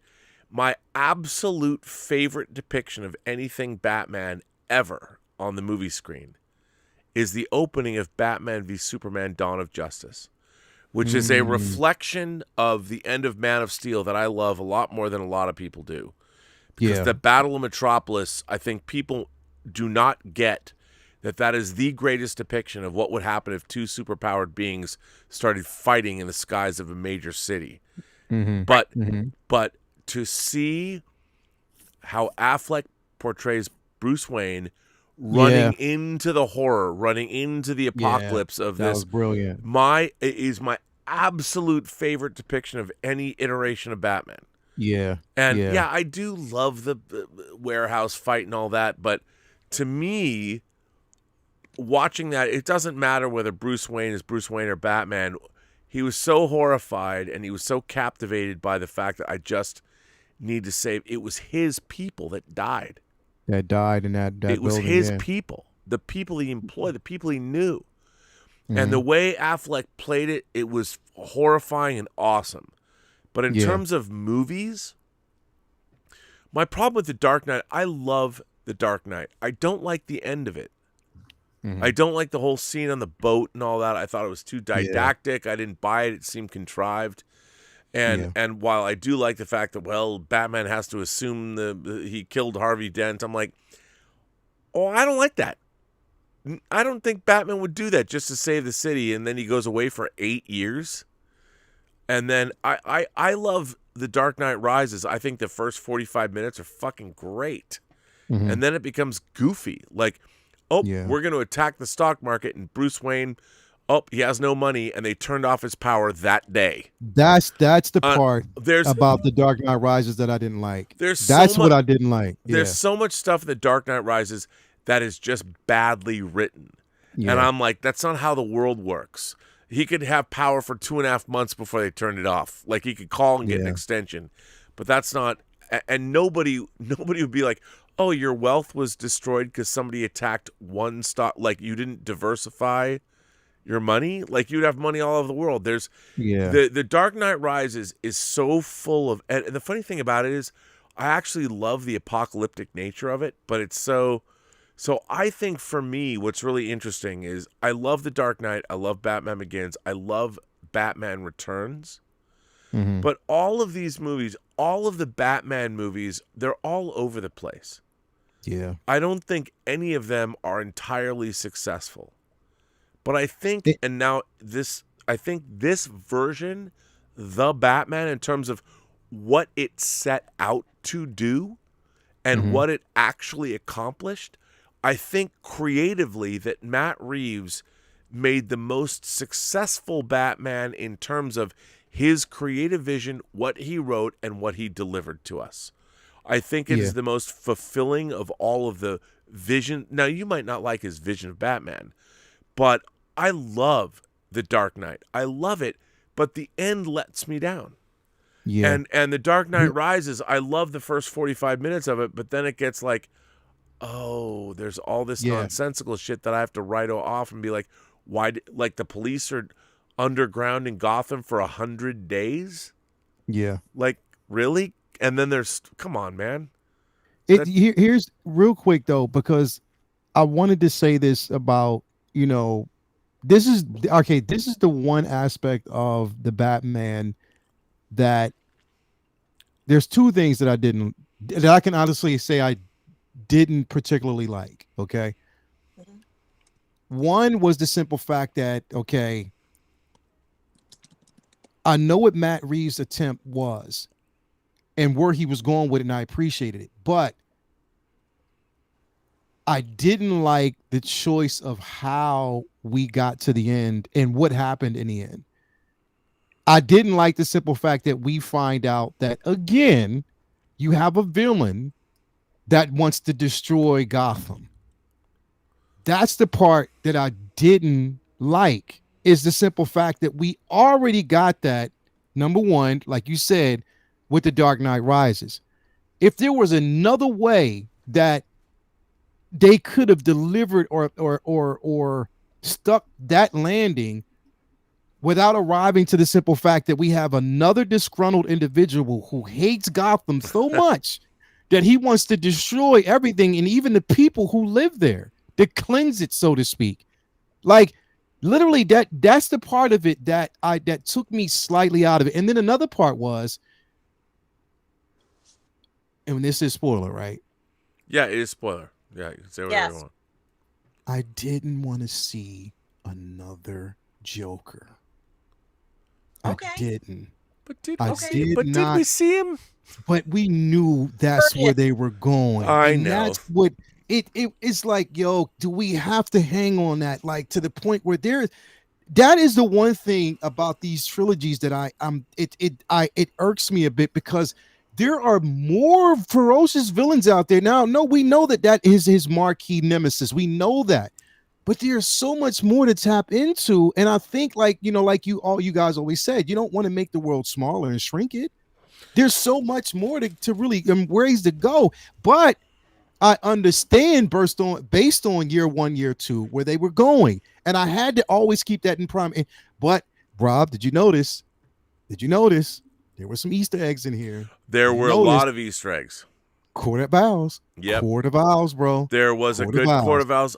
I ain't saying he should have killed her, but I understand. Yeah. I mean, it's look, I'm sure maybe the studio said, can you give us a tease? I mean, you know what I thought was really interesting? Somebody said this to me. I don't know if it was my friend Taylor.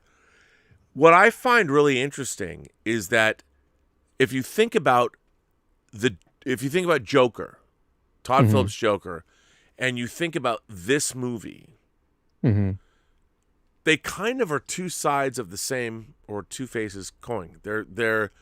I'm not saying they exist in the same universe, but I think they're a really interesting mirror of, maybe the Joker or that we see in Joker, and I'm not saying they should be in the same universe, but they're close.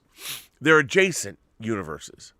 And I look, it was kind of fun. We all need friends. To me, it's like, I was thinking Catwoman, Riddler, Joker, Penguin. It's like you actually have all of the classic from the 1966 Batman movie. Yeah. They're all there. They're there. And I kind of like that. And it was, I didn't mind it at the end. I like the message.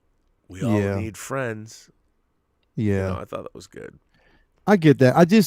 I guess for me, it's like, I mean, do we have to, like, I get that people hate Gotham.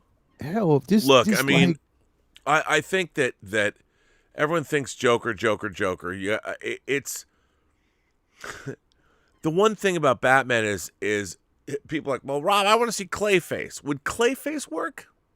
Clayface is a fantastical character. This is the least fantastical Batman we've ever seen. Even when Batman flies, he's wearing a wingsuit, like an actual real thing. That I'm like, that was cool. And it doesn't end well when he uses his wingsuit. That was the one time I'm like, well, he would never survive that. But it's fine. I'll buy it. I'll buy it. But whatever. Or they could have even done something on the lines of not even. We know Joker exists, and you could have had subtle hints without the conversation, just to let us know, okay, well, Joker's still there, just to satisfy, I don't know. It just, I don't know. I guess like even the dialogue where, we're talking about, there are other villains, other people, like Gotham's going to rear its ugly head. There's so much more that's out there. And we know that, and they just stuck that. Maybe show us like the picture of a card somewhere, and we know, or not even that, or just something else rather than just the initial conversation. That's all I'm saying.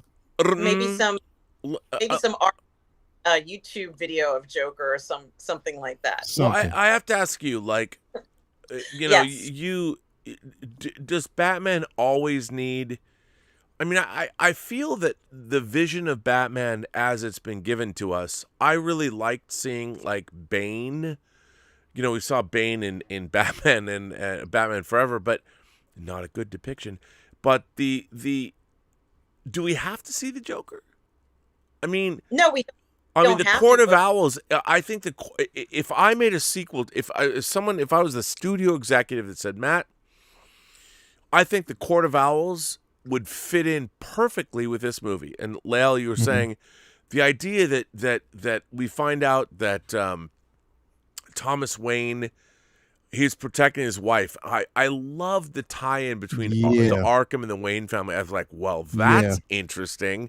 Yeah. I thought that was really, it was all really great. And Carmine Falcone, first of all, John Turturro was great.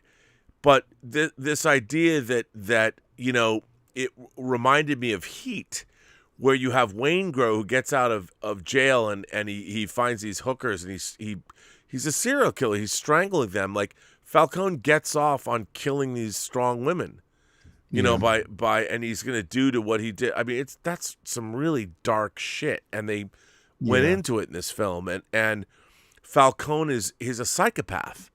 You know, I didn't think I went to him for help. I didn't think he was going to kill anyone. And Andy Serkis, Alfred painfully says, I can't prove he did it. You know, I don't know if he did it or not, and it might have just been a random thug. But the movie strenuously implies that he's a murderous, and he's a psychopathic killer. He kills women. He strangles them to death. Are you suggesting that that man who was supposed to be her father didn't kill the mother? I mean, do we know for certain that he did kill her mother, right? You mean Falcone or Falcone?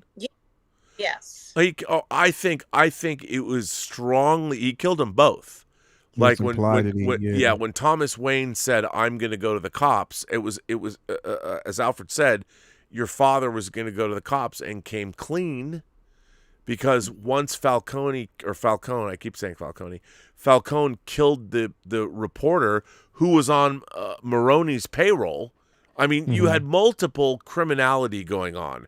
Thomas Wayne was a good man that got wrapped up in it, and there were two crime bosses that were rivals, and Maroni could not have Falcone have the new mayor, which would have been Thomas Wayne, in his pocket.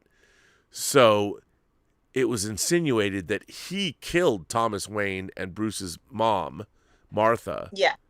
And because Falcone killed the reporter that worked for Marconi. Right. So it was. I just wanted to confirm that the Zoe character's mother, who is, you know, who was with Falcone, that he actually did kill her. I mean, they're not suggesting that there's no suggestion that that's otherwise the case, because that was her motivation for planning I think absolutely he killed her. He likes killing women. He likes strangling them to death. He absolutely killed her mother 100%. And she's known it for a long time. That's terrible. But you can see how she also I think another interesting part of this is that she also has built up rage. And the two of them they have this similar emotion, you know, whether it's towards the same person or not, they have a similar emotion on these things that have been done wrong to them at the same time. And that also kind of draws them together as characters. Yeah, absolutely. 100%. MCP Scotty sends in a super chat and says, Batman the Animated Series has always been my bar. I settled for the Dark Knight trilogy and I loved Batfleck.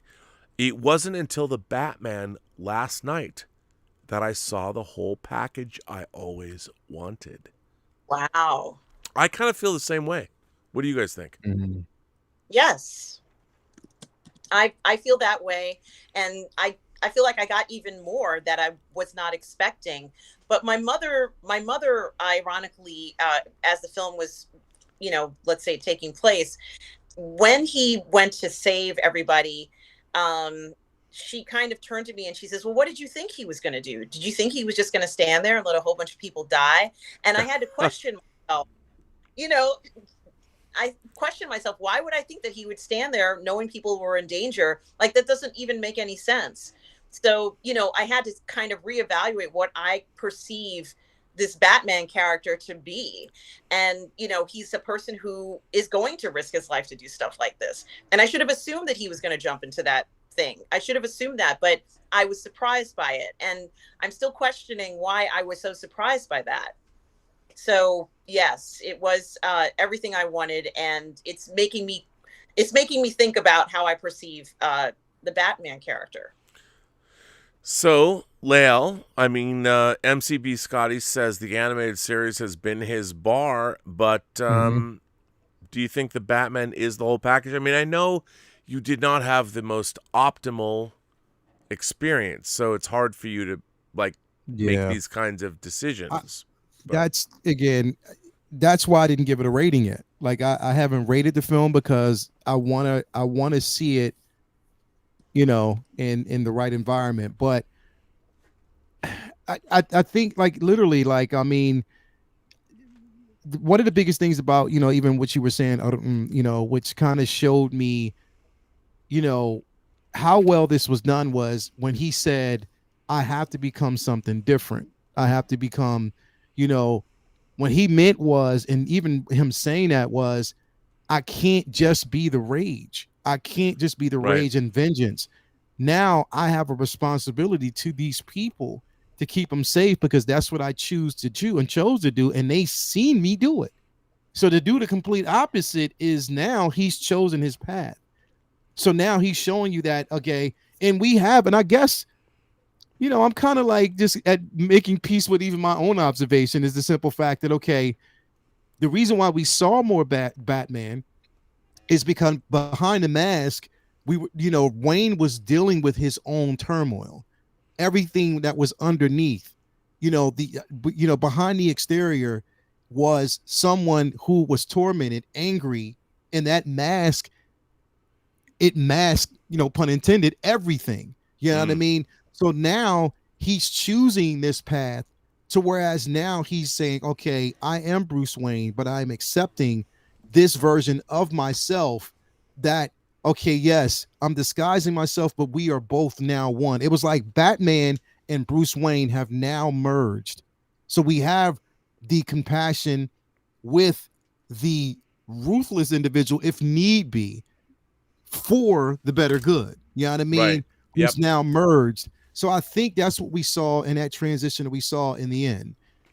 So to answer the question, yes, I do think that this is now, we're on the verge of seeing that complete package fleshed out. We're on that verge. I can't call it that way yet, but we are on the verge of seeing it because I think, again, year one to year two, we're seeing that. We're seeing the development of Wayne, but right now we're seeing Batman in his form, and that's, that he's allowed this identity to take over first before now we see, okay, the suited playboy who's now comfortable being who he is and can put certain things behind him. So yeah, that's the way I feel.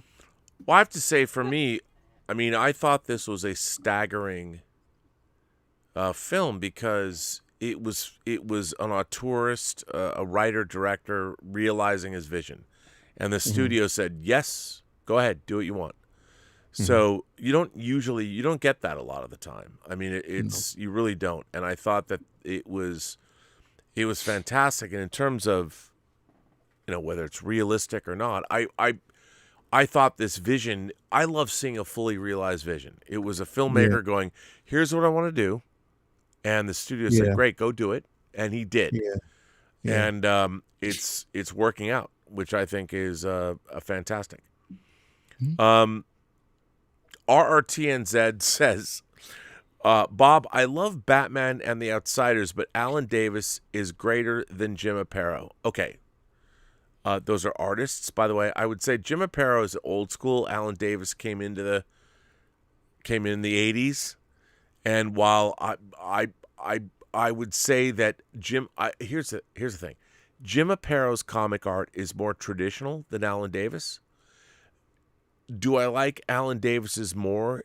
Yes, because I really came into reading comics pretty seriously in the 80s. Jim Aparo came from before that era. And for me, the end-all be-all is it's John Byrne versus George Perez. But I can't fault you for saying that Alan Davis is better than Jim Aparo. But, I love Aparo's Batman and the Outsiders. Bloodsport says, the scene with the Batmobile was amazing. The way he showed the car flipped from the inside was great filmmaking, great cinematography. Let me ask you both, I don't know if you're a car girl or not, but did the Batmobile turn you on, and what did you think of the chase sequence? Oh my gosh, it was incredible. And Lael, when you go to see it the next time, you're going to feel that engine, Lael. When engine, it just felt like a rocket was going off. I mean, it was, And even my mother like perked up when she heard it. So it truly is just one of the best scenes that I've seen in a long time. Mhm. I thought it was wonderful and I enjoyed it so much. I can't say enough about it. And, you know, I'm eager to go back to the theater and see a lot of these scenes over and over again. But yeah, I thought it was amazing. I thought the vehicle was fantastic. And as I said, I really liked the idea of him building it himself. That kind of brought me to a state of nostalgia growing up. And I thought that made it extra special because he put some effort into that. So it really was very satisfying to see that. And that's how I felt about it. Lael, did the Batmobile turn Yeah. you on? Oh, the Batmobile was crazy, bro. Like that, yeah, it was insane. Probably, one of the best parts, of the film for me was the chase. And then that slow walk upside down was incredible. I love that scene, bro. I really loved it. Wait till you see it in IMAX. Wait. Yeah. Just wait. Yeah. Yeah. The cape flapping, the flames upside down behind him. Like, yeah. I mean, it's it was remarkable. And just to hear the engine and just not just to see it, not hear it the way I wanted to, but just to see the visual, was, yeah, it was incredible. Amazing. Our friend Cal Swack Props says, I love well, this is different. I love the fact that Starfleet gave an almost 100-year-old admiral with a history of degenerative neurological disease a master self-destruct code that apparently works on every ship in its fleet. Cal, first of all, let me just say, I love you. No. This is a reference to Star Trek Picard Season 2, Episode 1. I got to tell you, Robert, the most painful part of that episode was the first 5 minutes when this woman is propositioning for him for sex, and he's like, fuck off. It is the worst, most dejecting thing I've ever seen of the sexy Vulcan woman, or Romulan or whatever she is. She is incredibly sexy. She's an older woman, and she's ready to go.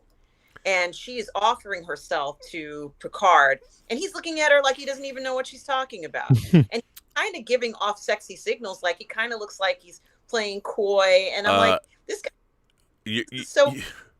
You'll get no argument from me.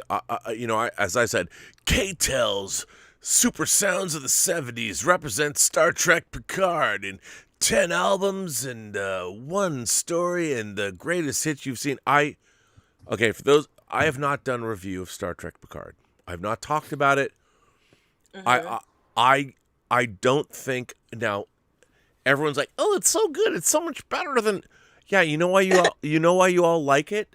Because it gave you Q, it gave you Guinan, it gave you Romulans, it gave you a Borg Queen, it gave you a temporal anomaly. It was like watching it was like taking what does everyone like in Star Trek, and let's compress all these things. But it's all gimmicks. It's all Star Trek gimmicks. Yes, and Robert, the worst part. Oh, go ahead. I'm sorry. The worst part about it is that Patrick Stewart. This is the opposite of Patrick Stewart. He's married to somebody who's 40 years younger than him. Yep. This is not Patrick Stewart. Like he is a hustler. He's getting it on every night. He is a New Jack hustler. Hustler. Hustler. If you're a New Jack City fan. Yeah. With this woman, something is happening. Like, I think it's ridiculous to portray him as somebody who doesn't want to get it on with this woman who's incredibly attractive. And I'm not going to say anything. He should be tearing off his underwear or her underwear with his teeth and going to town and being a cunning linguist, if you know what I'm saying. That's all. I'll flat out say it. People are like, well, it's much better. No, I like Terry Metalis and all that, but I thought the opening of Star Trek Picard, what they just did was, let's take everything people love about Star Trek and throw it all into one episode. You know what it was? I didn't love Robert. I'm sorry. I hated it. I hated it because it was the people who make Star Trek. They are pandering. They because it's people that know the top 10 episodes of the show. It showed a complete lack of understanding of what Star Trek is as a storytelling medium, as a genre unto itself. And people are like, well, come on, Rob, I really liked it. No, you like seeing, who doesn't like to see Q and the Borg and this and temporal anomalies and all that crap? It was all Star Trek gimmicks. You know, Star Trek has meat and potato elements, the human element, the inquisitive element, the most importantly, the allegorical element. We were given a show of gimmicks. Star Trek was never about gimmicks. And when they would do a gimmick, it'd be like, oh my God. All it was gimmick, one gimmick after another. And I watched this, and I at the end of the day, there's no story there. The real story, I would have watched an hour of Laris, the Romulan, and Picard after that night where he turns her down. I would have watched an hour of that when she says, look, you know, I gave up my dreams of going to the stars. I'm here with you. I'm serving you. And unfortunately, her lover, her husband, concubine, whatever, died off screen. And yet, I've offered myself to you freely because I want to. And you're like, whatever. That's the most un-Star Trek thing ever. And in the 24th century, if somebody is offering themselves up to you and you're, you know, there are no more morals that say, don't do this, maybe I'll get pregnant. There's none of that. It was childish. It was childish. And if I'd made that show, they would have made love and had a spectacular evening. Although people are, oh my God, an older robot man is making love to a attractive Romulan woman. Whatever. It's Star Trek is so brain dead. I can't. It's just, you have geeks being like, let's make fun Mugatu references, or it's so, you know, the one thing about the Batman that I loved, and the first thing I thought about when it was over, the first time I saw it, I thought to myself is, God, I wish an auteurist, I wish a man or a woman, a person, a human being, I wish somebody who loved Star Trek, who loved it, who truly understood it, was given the reins of a Star Trek movie, could take the franchise and turn it into something, because the people that run it, they have taken hold of this franchise, and they are destroying it through their, to be honest, their lack of imagination and intellectual inferiority. And you know what? I am a Star Trek supremacist. I'll admit it. I am. You know, there are other people in the world that are supremacists about other things, but I am a Star Trek supremacist. And ultimately, Star Trek as a whole, if it's done well, is great for everyone. That's the whole point. And I feel that it has been so dumbed down and stupefied, and it just drives me crazy. And when I watch this first episode, it's fine, it's competent and all that, but I'm like, am I supposed to just think it's great because, well, Guinan, you know, Picard, they've retconned Captain Picard. When they give him a tragic backstory and show his mother being, beaten by his father, I'm like, fuck you. You guys have bastardized and vandalized Star Trek beyond the pale. It's really not cool. Anyway, Anish sends in a super chat and says, I have to get off this topic. And Anish, I was going to read your other super chat on the next Robservations. Anish says, hi, Rob. I love this film in so many different levels. The aesthetics, the dynamic between the characters, the twists and turns in the narrative. Will you be on John's show for the spoiler discussion? Anish, I have not been asked. I think John's going to do that on his own. It's on the weekend. You know, I work for him full-time during the week, but I am not doing, I can't, as a matter of fact. I have my own physical media show where I'm so busy this weekend, so I'm not doing that show. But first of all, I want to say thank you for supporting the channel, not just my channel, but John's channel. It's very generous of you. Thank you so much. But But now I would ask both of you, and Lael, how did you feel about the narrative, how the story unfolded? Did you dig it? I did. And I know that there were some things that were said in the film that came out that were disturbing, and I think it was meant to be disturbing. Some of the comments were meant to sound condescending and Yeah. judgmental, and they had to shake it up verbally. But I felt like the story overall was very good, and it flew by for me. I mean, I know people were saying they thought it might be too long, but I didn't feel that way. And there are maybe one or two inconsistencies in the film, but for what it's worth, for the situation that we've been dealt with in the story, I thought it came across as okay, so maybe we didn't get the answers we wanted from those parts, but honestly, overall, I felt the message was pretty clear that he's slowly growing. He's growing as a person. He's certainly not the same person at the end of the film as he was in the beginning of the film, and so I saw growth there, and I also saw growth in Zoe Kravitz's character as well. She's not at the same point anymore. That she can let go of that desire for vengeance. And maybe even parts of Gotham can start to heal. We do know there's going to be other crime lords taking the place. We know that this is a real world that they seem to have created. But for now, at least we know that the Batman is preparing for that. And I think he's going to be a little bit stronger in the next one. I think that we're going to find that part of his growth is going to be, as I said, he's going to get better weapons, but he's also going to grow emotionally.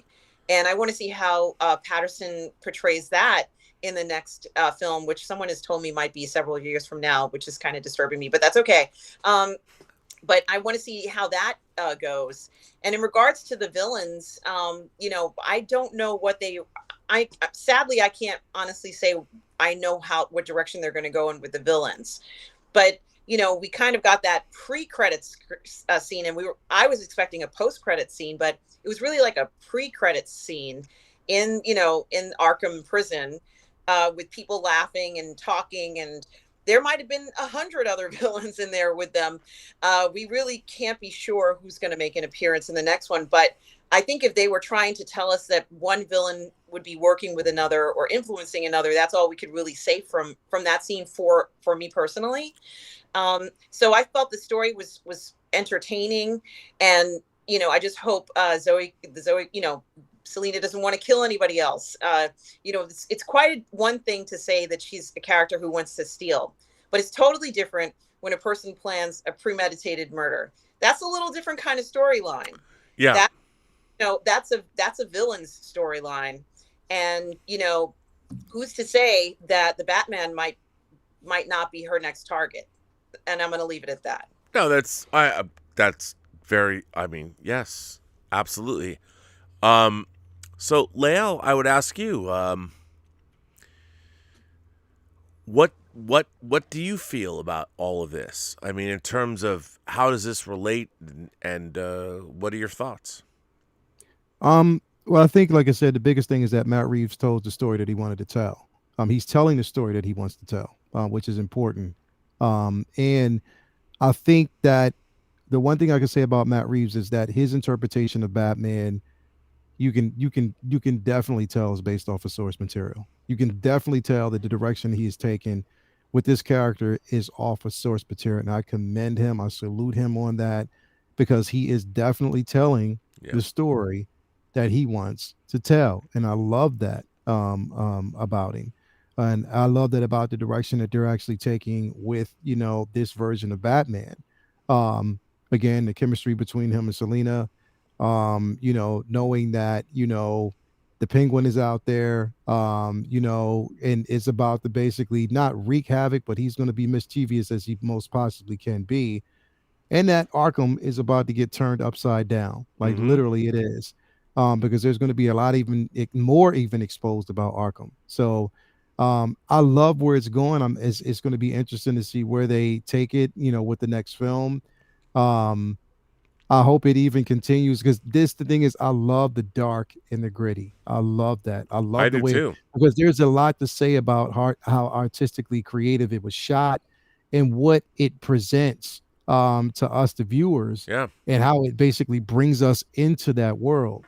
So I want them to. I don't want it to be polished. Don't polish this. Make it as dark and gritty as it possibly can because you've already introduced this world. So give it to us. You know what I mean? Continue to give us this and take us down this journey. So I mean, it's again, I'm going to see it tomorrow. That's when I can finally make my synopsis on and what I basically feel about the pace and where it's going. But so far, so good.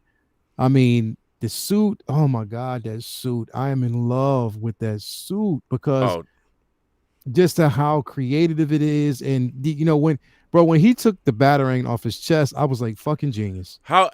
By the way, Fucking genius. that was at the last when he finally cuts his way into the, Yeah, and then that he just was puts that effing back. genius. It was so good, It was effing genius how they basically showed that. And then and I they even saved it till like way late in the movie. Yeah.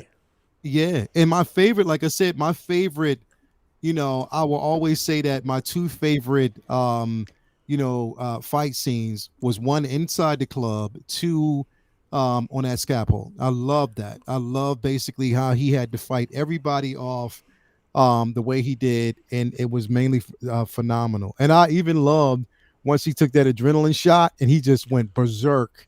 I I love that he love had a that. place in his suit for the adrenaline to go. Yeah, like literally he a spot. knew that where it this had could to go. happen to me. I could go into cardiac Yeah. arrest or whatever, and it was great. I loved it.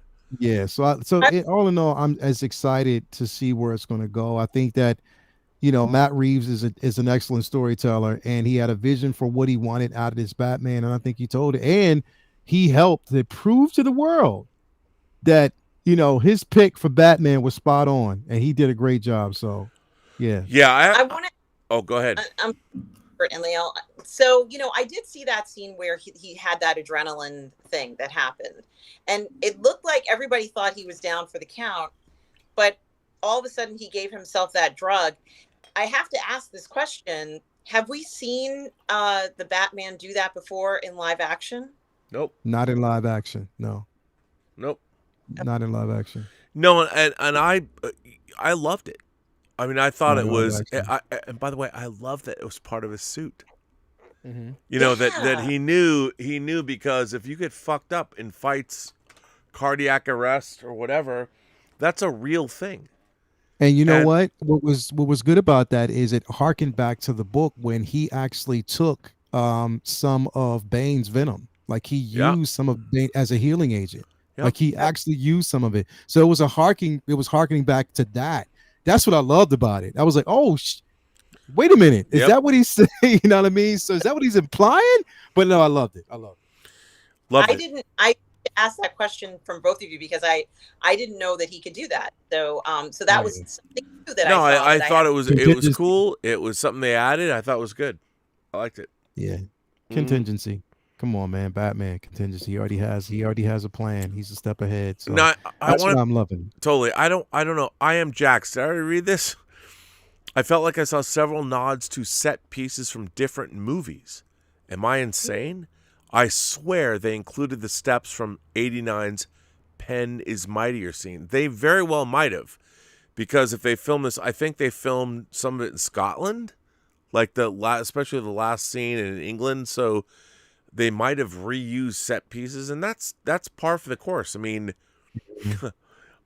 my God, if you know how many, like Lethal Weapon, where Roger Murtaugh lives, they use that a million movies. So I think you might be right. Totally, I'm Jax. Anish says, oh, and say hello to and Lael as well. Question for all three of you: which stories and what characters would you like to see Reeves tackle in the sequels? If I might start and say the Court of Yes. Owls. That's there you go. I mean, in the Batman, we've already dealt with some of. Let's go back further, and the idea that Falcone and Thomas Wayne and everyone, the Court of Owls, it goes back even further. I think that would be the way to go to There you go. where the conspiracy is much deeper than they thought. There you go. That's it. That's it. That's you don't have to ask me because that's it right there. The I Court of agree. Owls is what I want to see. Yeah, and I think in this kind of a film, you have to ask yourself, you can't bring in Clayface. Mhm. What's he going to do? Mhm. I mean, we already had the seawall blown up. So Clayface is going to come and do what? And I think the Court of Owls, the idea of long-term corruption for decades that has been That's shaping what our I'm saying. lives, the Illuminati, call it what you want. I think that's where to go. Yeah. That's it. So Anish, I think we're all. By the way, I love that I have the absolute version. It's great. Rakan Man 85 says objectively it was a good movie. Act 3 kind of dragged, but it's not what it's not what I want from Batman right now. I'm really wanting the more over the top and seasoned Batman and some outlandish villains. Well, Rakan Man, I think a lot of us like that. The question is, would the audience want that? I mean, do we want to go back to Tim Burton's Batman Returns, which I love? I just don't think our audience today would support that, going back to that. And maybe you're not talking about that tone. What do you both think? How about the tone? Could we go back to a seasoned Batman and outlandish villains? Can we do that? We have People to wait. sit for that? We have to wait. I love. That's why I love this direction. We have to wait because the thing is, what we're seeing is a version of Batman that we literally haven't seen. Right. Is there's no origin story. We're not going back to the origin. We're seeing at a point where he's developing. Mm-hmm. That's what I want. And that's why I'm so glad that they chose this route. Well, how many origin stories do we have to tell? Right. How many, you know what I mean? Like, we don't really need that now. What we need is to see, where he is now and the growth over time. So that's what I'm wanting to actually see. I mean, we have time for that. And I think that we have a young enough version of Batman to get there.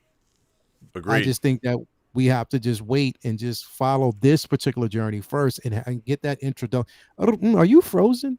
Yes, I think I am. You frozen. are, because Uh-oh. you look like a doll that is like a string has been pulled and you're just talking. Hang on. Yeah. Hang on. Let me if I disconnect you and bring you back, come back on, right? Okay. Okay. Yeah, but that's all in all, that's basically what I want to see is that growth with him.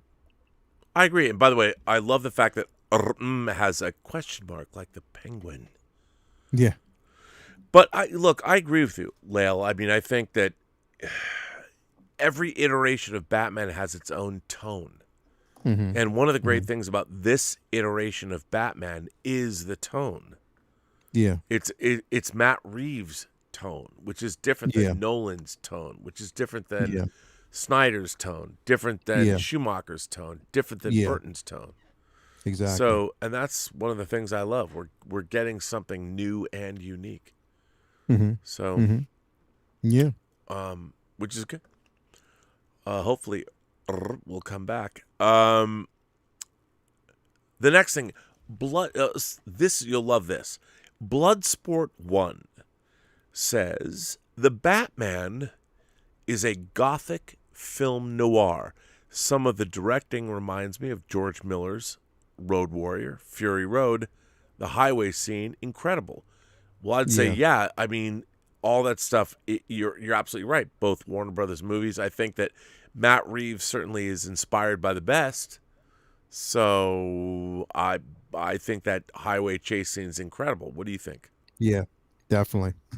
That highway chase scene, come on, man. Like, I can't wait to get my Hot Toys figured out.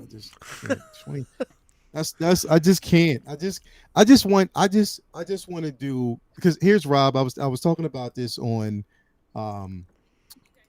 Hang on. Yeah, we hear you. We can hear. I'm putting you in, coach. So go ahead, Lael. I was talking about this on Will's show earlier. Mind you, you know this is like my This is the fourth show I've been on tonight. Like literally. No. Yeah. This is the fourth.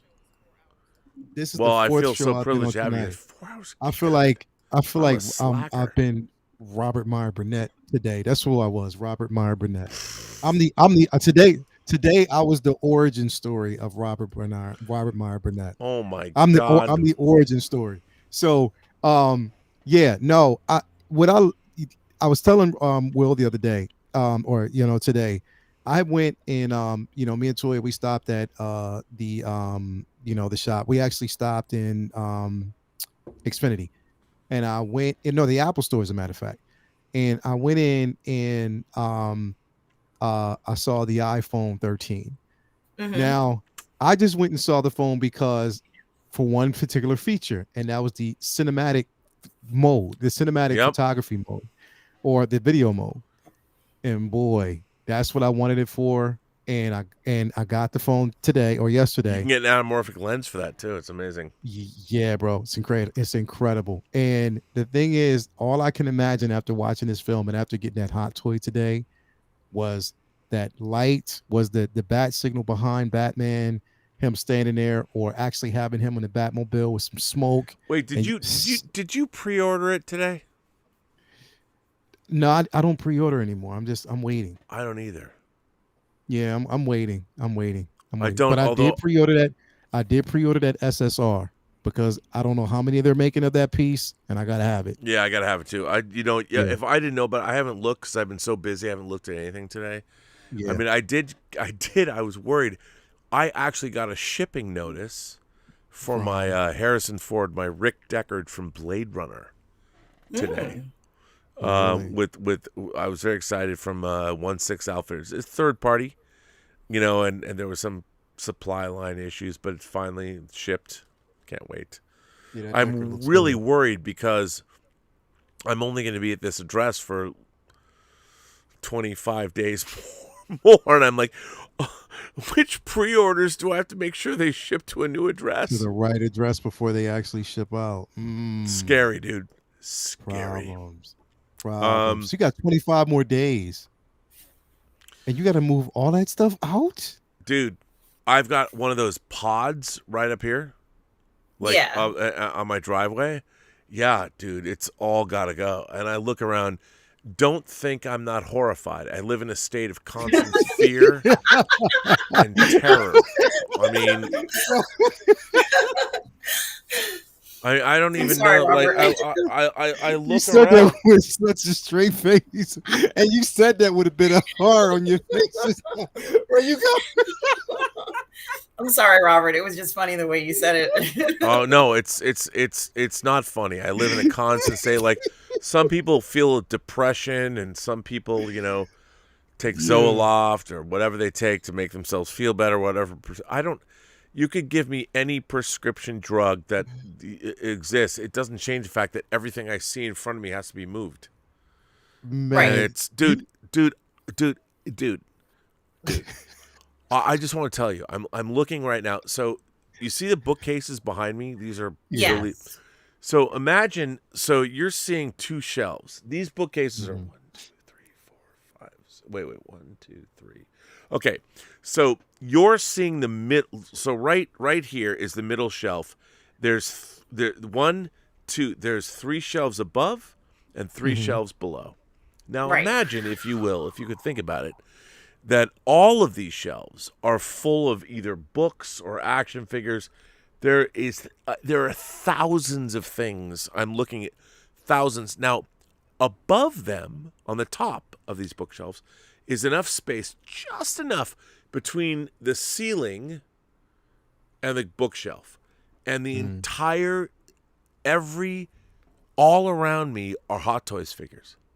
All around the top here that have never been opened.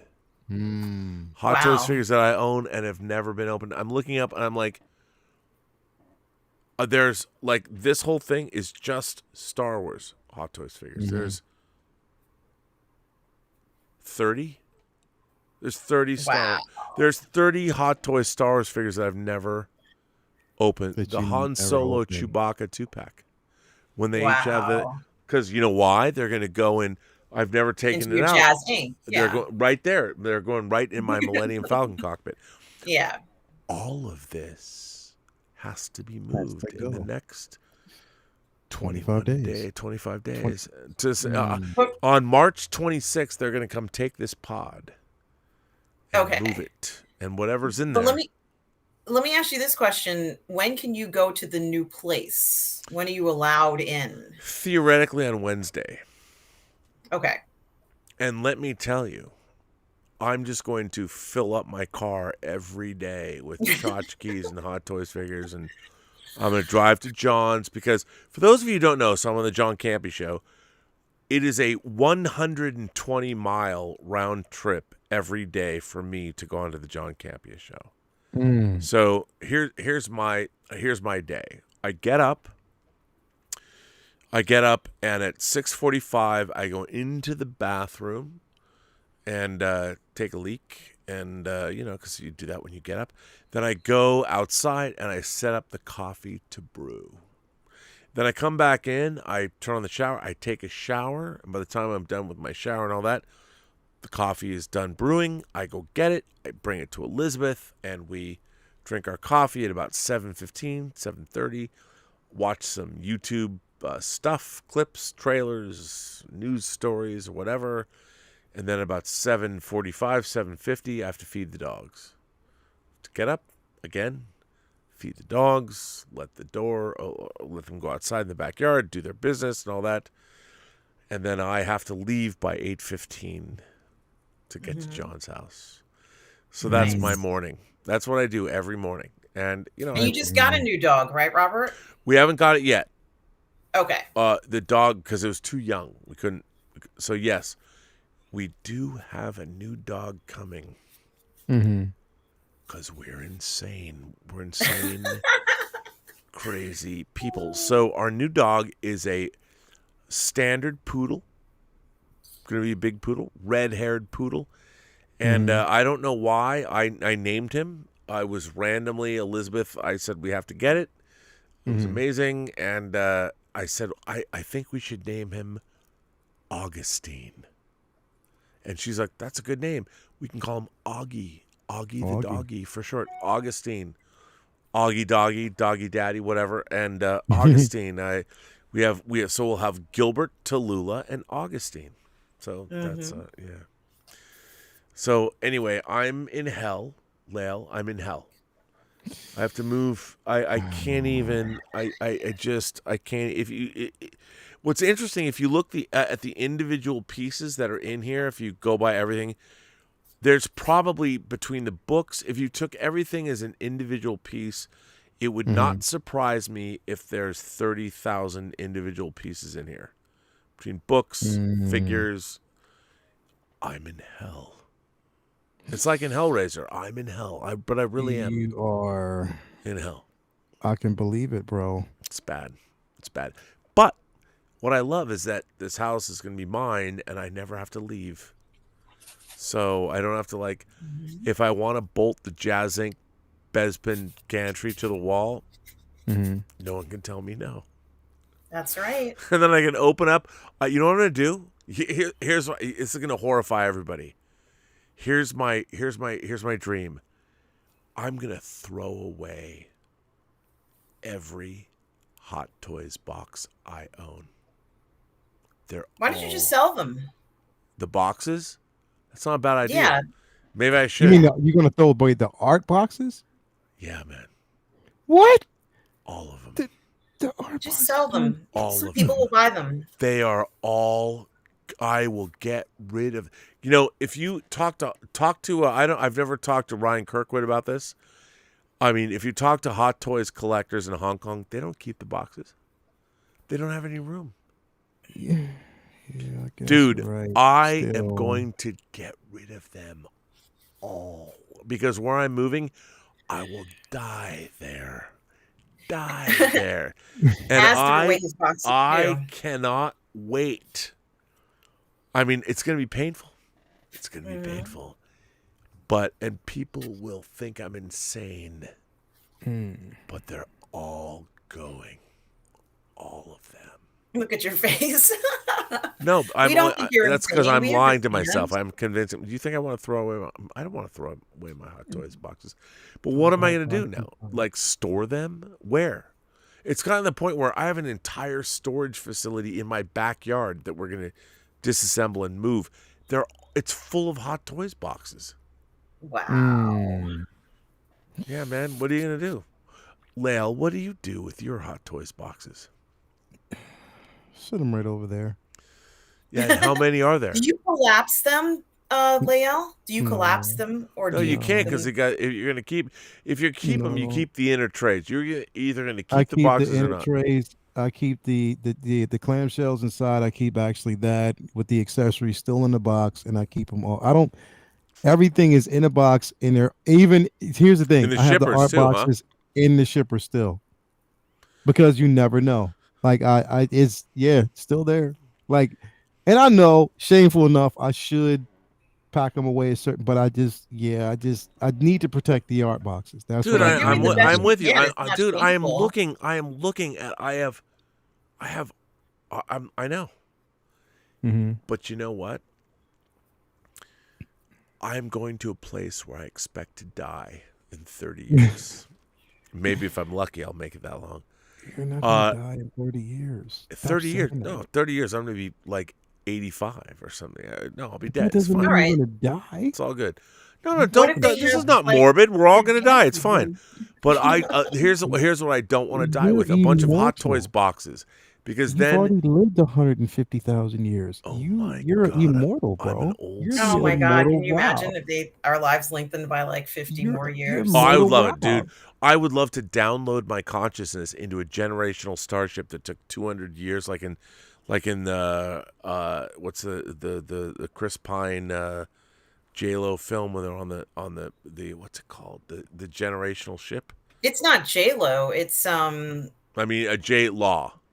Chris, is it Chris Pratt? Oh, that's it, Chris Pratt. Pine. Yeah, Chris It's Pratt. called Travelers, Yeah, or something like that. Yeah, Travelers, yeah. or Passengers. Passengers. Yeah.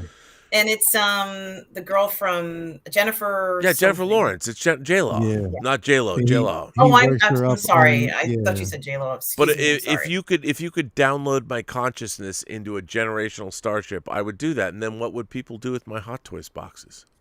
It's terrible. I know. We have so many I'm sorry, I'm rambling. We have so many super chats to get through here. yes. And we're at the 2 hours and 26-minute mark. I know. My God. Gage says, "Hi Rob, aka the Rat of Hot Toys City, but I just got back from seeing the Batman. And holy shit! I just have to say I was totally living in that world for 3 hours. It was amazing. Definitely my favorite Batman. I felt it was the most well-rounded. Also, I need a Catwoman movie. I think we all do. Ooh. I think we all need a Catwoman girlfriend, and she's ubiquitous. Girls, boys, whatever. It's all good. What do you guys think? Yeah. Yeah. Yes. Yeah, And not an definitely origin story, but what she's doing now while she's away from Batman. She went to Bloodhaven. She went to Nightwing City. That's what she says. Lee Sandoval said, "Best pure Batman movie, more bats, less Bruce Wayne." I agree. Dude, it was disconcerting to watch him at the beginning of the movie just walk into a crime scene dressed as Batman, and everyone knew who he was. I loved that. I thought it was great. Yeah. Exactly. I thought it was great. Gage says, "Do you think we could get a sequel? I feel like they set it up. I want to see this iteration of Batman take on more situations and more villains. Imagine Pattinson versus Ra's al Ghul, or, hear me out, Mr. Freeze, played by Patrick Stewart. Bring on the filthy." Well, Gage, here's the thing. Matt Reeves has talked about Mr. Freeze, about like I think it'd be more like the Hannibal TV series, where you'd have a serial killer literally freezing people in a ice chest or something. So it could be. But look, we are going to get a sequel if it makes money. Yeah. I think it will. So can both of you answer that question as to how much you think that this version of Batman is going to make? Lael, how much do you think? In the theaters, how much is it going to make? Yeah, let's say maybe over the next 3 months or so. Let's say some projection like that. I can't make that projection. I think it's a little too early based on what's going on. Yeah, I But- can't make that projection. It's going to be interesting to see, though. Okay, here is the on Deadline. Here is the latest. This was today at 6:15 p.m. maybe with updates. Oh, there's an evening update. So, okay, this is Friday update, so it's 9:16 p.m. on the East Coast. Cinema Score is back online with numbers trickling in, and industry estimates are seeing at least 110 million for the Batman over 3 days after what is expected to be a $55 million Friday. That's including Thursday previews. The anticipation by many is that these numbers for the near 3-hour movie should grow. As of this minute, Batman is the 6th best opening for March, after Beauty and the Beast, Batman v Superman, Captain Marvel, The Hunger Games, and Alice in Wonderland. This is a fantastic result. Again, this article in Deadline. A fantastic result not only for the industry, the biggest opening to date in 2022, but it's also a big comeback for Warner Brothers as they return to a 45-day theatrical window after implementing a disastrous, by the way, day-and-date theatrical HBO Max strategy during the last pandemic year. So this is good for everyone. So it's good. Now, I don't know where it's going to go. It has to have longevity. I mean, who knows? I think the audience I've seen it with now twice really liked it. So Yeah. So yeah, Lee Sandoval says best pure Batman movie, more bats, less Bruce Wayne. Look, I thought that was great. I love seeing so much Batman. I was surprised about that. Yeah. They didn't hide. It was just right from the gate, Batman. Yeah, You know and what I he mean? never he was. I mean, Bruce Wayne was fine, but he was like clearly more comfortable as Batman. I loved it. Yeah. I love that. I love the simple fact that the opening monologue is everyone's afraid, like they just look in the dark alley, look in the dark corner. Oh my God. That's how much fear that he has struck in people. Like the guy that had the turnip head at the beginning. He's like terrified Yeah. Batman's coming, and he never shows up. It's great. Yeah. Gage says, "Do you think we could get a sequel? I feel like they set that up. I want to see this iteration of Batman take on more situations and more villains." I already read that. That was Yes, that was you did. twice. That was twice. Sorry about that. It's okay. Darth Plato. It was twice. I don't know why. Darth Plato says, "Honestly, I preferred Batman Begins. Though I have to admit I missed 90% of the dialogue, so I'll have to watch it again when I can rent it.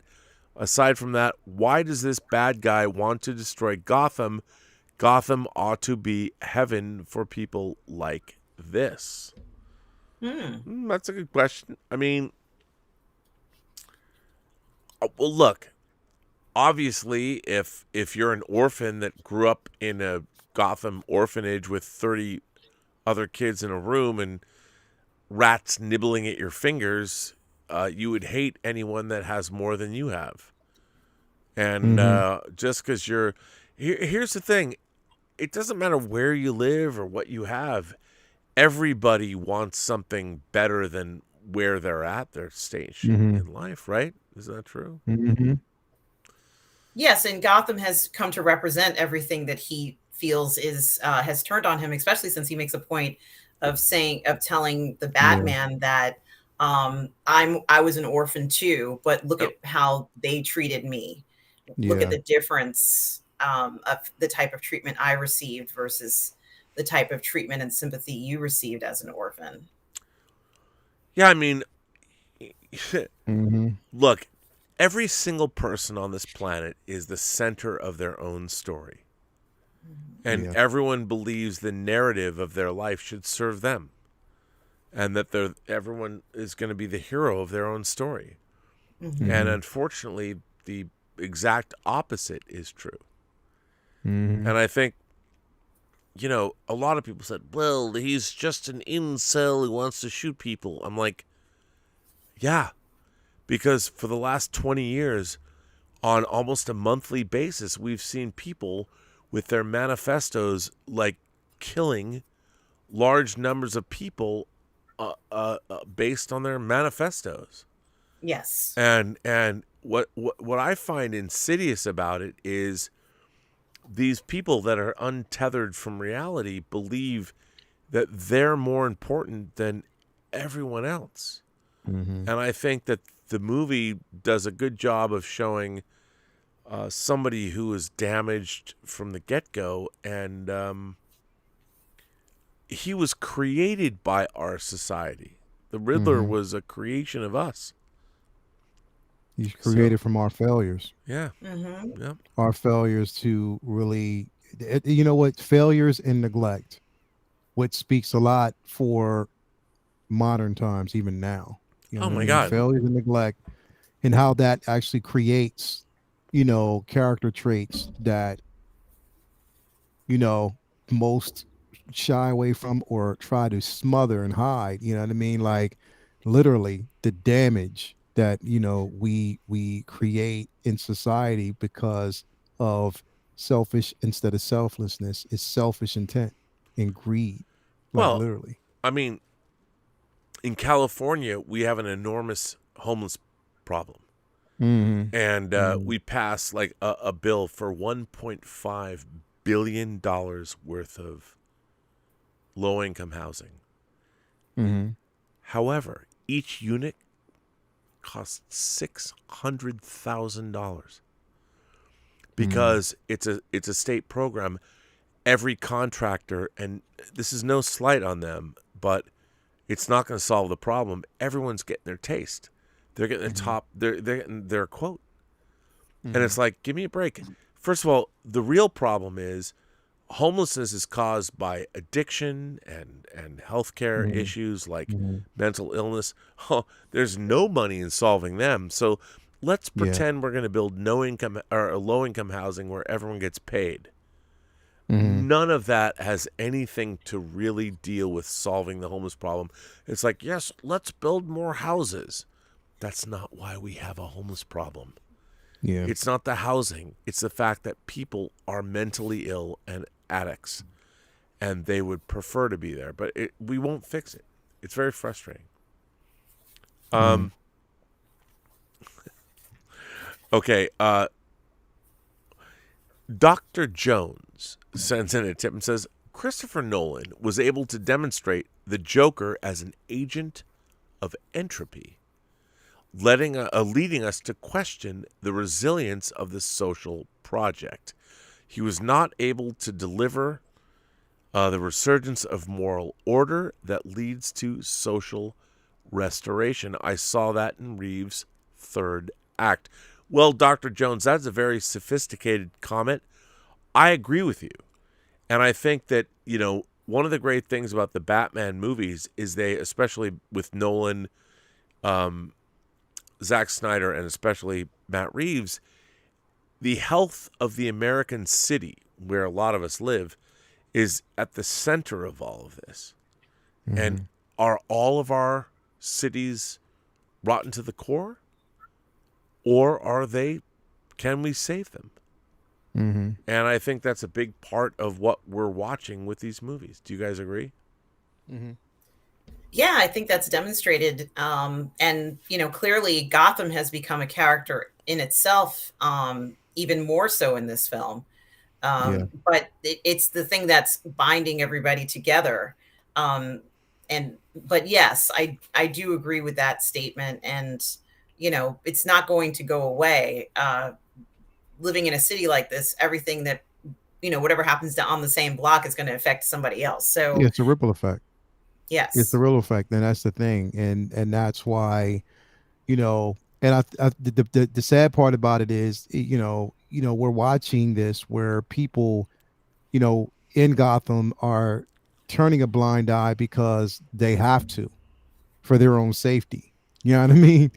Like they're turning a blind eye on certain level of crime. Like you see it, like even with the tainted municipality, and with and how people are, you have to be in line with, there's a ripple effect, and it starts from the top, goes all the way down. You have to be in line with these organizations for your own safety and your livelihood. You just imagine like how much it's like a controlled type of situation. And it makes me even think like, yo, is that going on even today?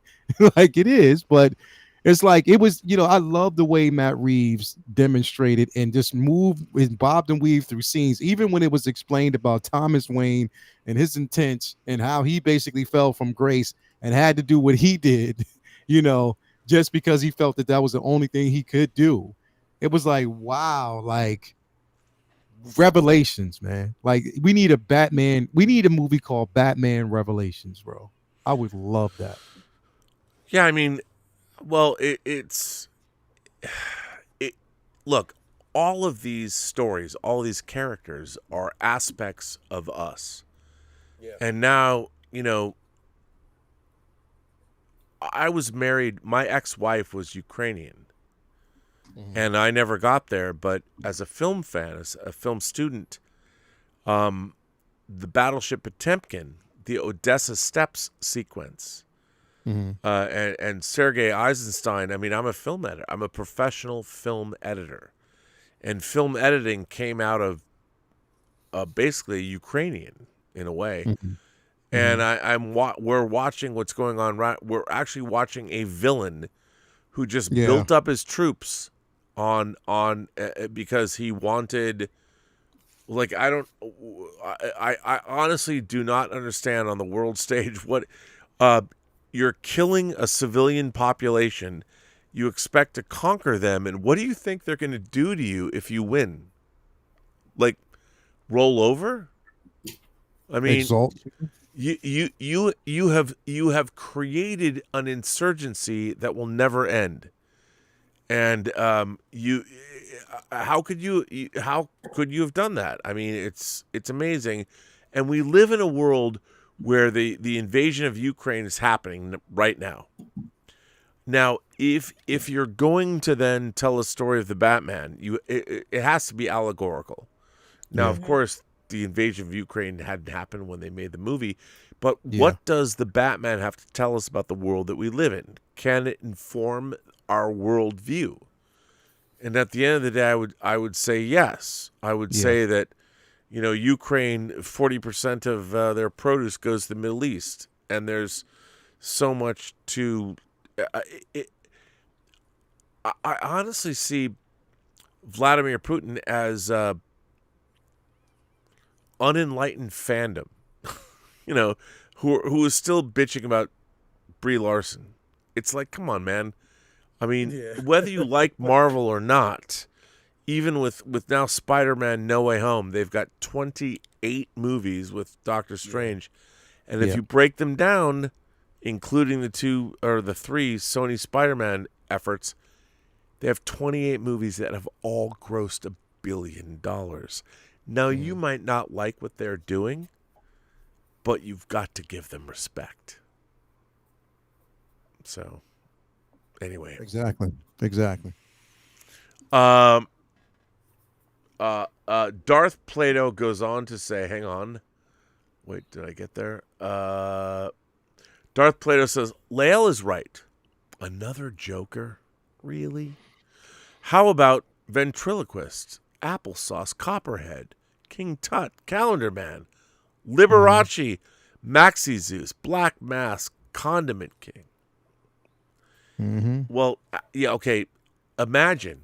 I would say, Darth, imagine if you are a filmmaker and you go to a studio run by Ivy League educated business people, and you have to explain who Maxi Zeus or King Tut is, and how you're going to make that work on a film in an executive suite. It's not going to go over well. Lael, what do you think? Unless the only way that you can do something like that is if you create a narrative where Joker is the one pulling the strings and introduce these characters, because they're going to want a focal point. So Joker would have to be the one to orchestrate and kind of delegate these characters. Like, this is, he would have to be the man, the puppeteer, basically behind the puppets who are actually performing these acts. That would probably be something that would roll over, because then again, you have something that, a familiar face that orchestrates the unfamiliar, and it brings it all together. I love that. So that's the only way that it would work. Yeah. Honestly. What do you think? I agree with what Lael said. All right. John Brady says, great humor regarding batshit cop and thumb drive. You know what? I agree. There was, Batman going thumb drive when he's looking at his severed finger. It was relatively funny. That was brilliant. That was funny. Yeah. I thought that was good. So you're right. You're right. Kylo Ken says, Rob, I've seen some disagreement online whether Riddler knew Batman was Bruce. I took it in the end Edward didn't know his identity. What's your take? Very interesting. I'll tell you this, Kylo Ren, because Bruce Wayne, I think he did know Bruce's identity. However, in the context of the movie, because Batman looks at the cameras and he's asking himself, do I have to go destroy those cameras and kill, or not kill, but make sure everyone has a beatdown so they don't know I'm Bruce Wayne? But he doesn't. And when you watch the scene go on, I think it becomes apparent, it becomes nebulous. I think anyone watching it would not think that the Batman character, because remember, in the iteration of this Batman film, there is no inkling that the Batman is Bruce Wayne. None at all. Nobody knows. And Riddler is actually, I don't think Riddler actually thinks that Batman's Bruce Wayne. He thinks Batman is a separate entity that's helping him. He wants to kill Bruce Wayne. Because there's no, in his game, he's never going for the Batman. He never says for Bruce Wayne. I don't think Riddler knows that Bruce Wayne is Batman.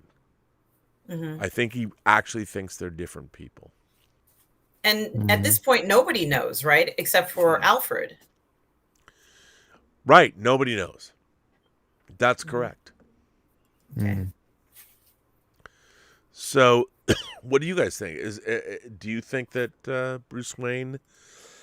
I think that the Riddler has lived majority of his life, because again, he discovered, like he said, he discovered his purpose, but he knew that in discovering his purpose, he had to become something completely different. And he became this particular person, this character, because he felt as though it strikes that level of fear, that mystery, but gives him a level of power that he didn't have as just himself. And I think that he looks at Bruce Wayne or Batman as someone who can kind of relate to his personal struggle. That's why it's a separation of self. And I believe that he doesn't. I think that it's like a caterpillar that becomes a butterfly. You know what I mean? It's one of those situations where think that he's ascended from who he was and it's something totally different, and that he may know who Bruce Wayne is, but he wants that ascension. He wants him to ascend to something totally different and be this particular person, because he feels as though, okay, you've shown me that you can be potentially a villain, that you could be that person. I see that potential in you. So it's like, join me type of situation, you know what I mean? And that's why he said, he just felt as though they could work together. And that's why he's disappointed that things aren't going the way he thinks, or that he really makes up in his mind. He paints this narrative in his head that this is how it's going to be. And I think that would make sense to even the end, where he finally he's on his tangent. He's when he's in the cell and he's going crazy and whatever, and the Joker presents that theory to him, because it's like, it's like Joker's now giving him like a psychoanalysis. Oh, you're looking for a friend. That's all you've been doing the entire time, is looking for someone. You're looking for a friend. So I'm your friend. I love can that. be your friend. I loved it. You know what I mean? Jermaine King says Falcone realizes it, I guess, assuming that Bruce Wayne is Batman, right before his death. That's what he's saying, or he or she is saying. And Peruvian Heat says, how about in the funeral scene where Riddler is looking down at Bruce Wayne? I think he does know. What do you guys think? Probably does. You know what? He probably does. He could. Maybe I don't, because here's the thing. It is established in the film that he wants to kill Bruce Wayne. Bruce Wayne's a target. He actually tries to kill Bruce Wayne. And Alfred ends up he's the recipient of that bomb. I don't think Riddler knows Bruce Wayne's Batman. Mm-hmm. If he did, he wouldn't have tried to kill him. Riddler specifically goes after Bruce Wayne. That was the end of his thing. Mm-hmm. Mm-hmm. And I think it's ambiguous because he's like, Bruce Wayne. I think maybe Riddler figured it out, but I don't know. I mean, I think that's a really great question, and I don't necessarily. Do you think that he might have actually known that Bruce was going to figure it out, but he'd known that, or did he know that, he's putting the lives of others that Bruce loves in danger, and that's another way to push him over the edge? Well, I honestly think that the Riddler he thinks he wants to kill Bruce Wayne. I think the Riddler thinks he has a relationship with the Batman, not knowing who the Batman is. Because the Batman's been around for 2 years.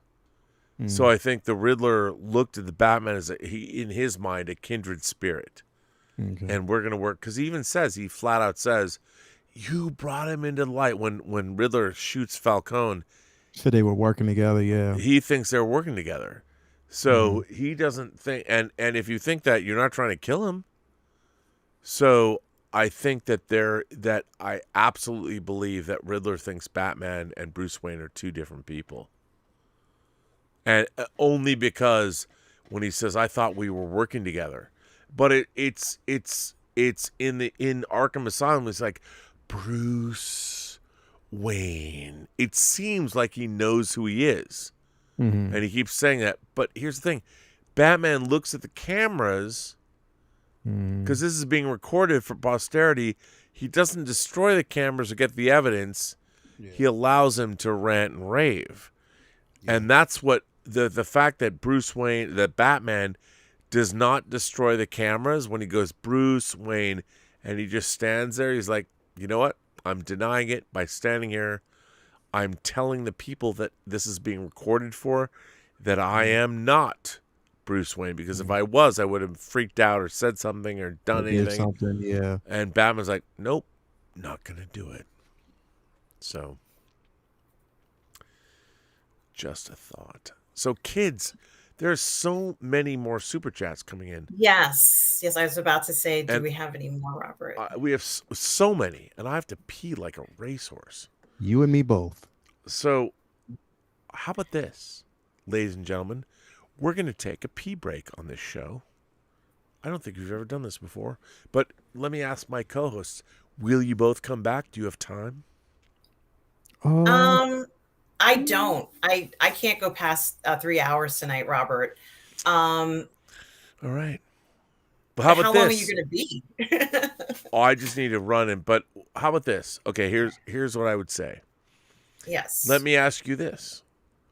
What are you guys doing tomorrow night? I'm not doing much, I don't think. Why do you want to continue tomorrow? Yeah, could we do another 9:00 show? Keep it to an hour and a half? Yes, if it's kept to a short time. Yeah, yes, short an show. hour and a half work. Short show. So why don't we do that?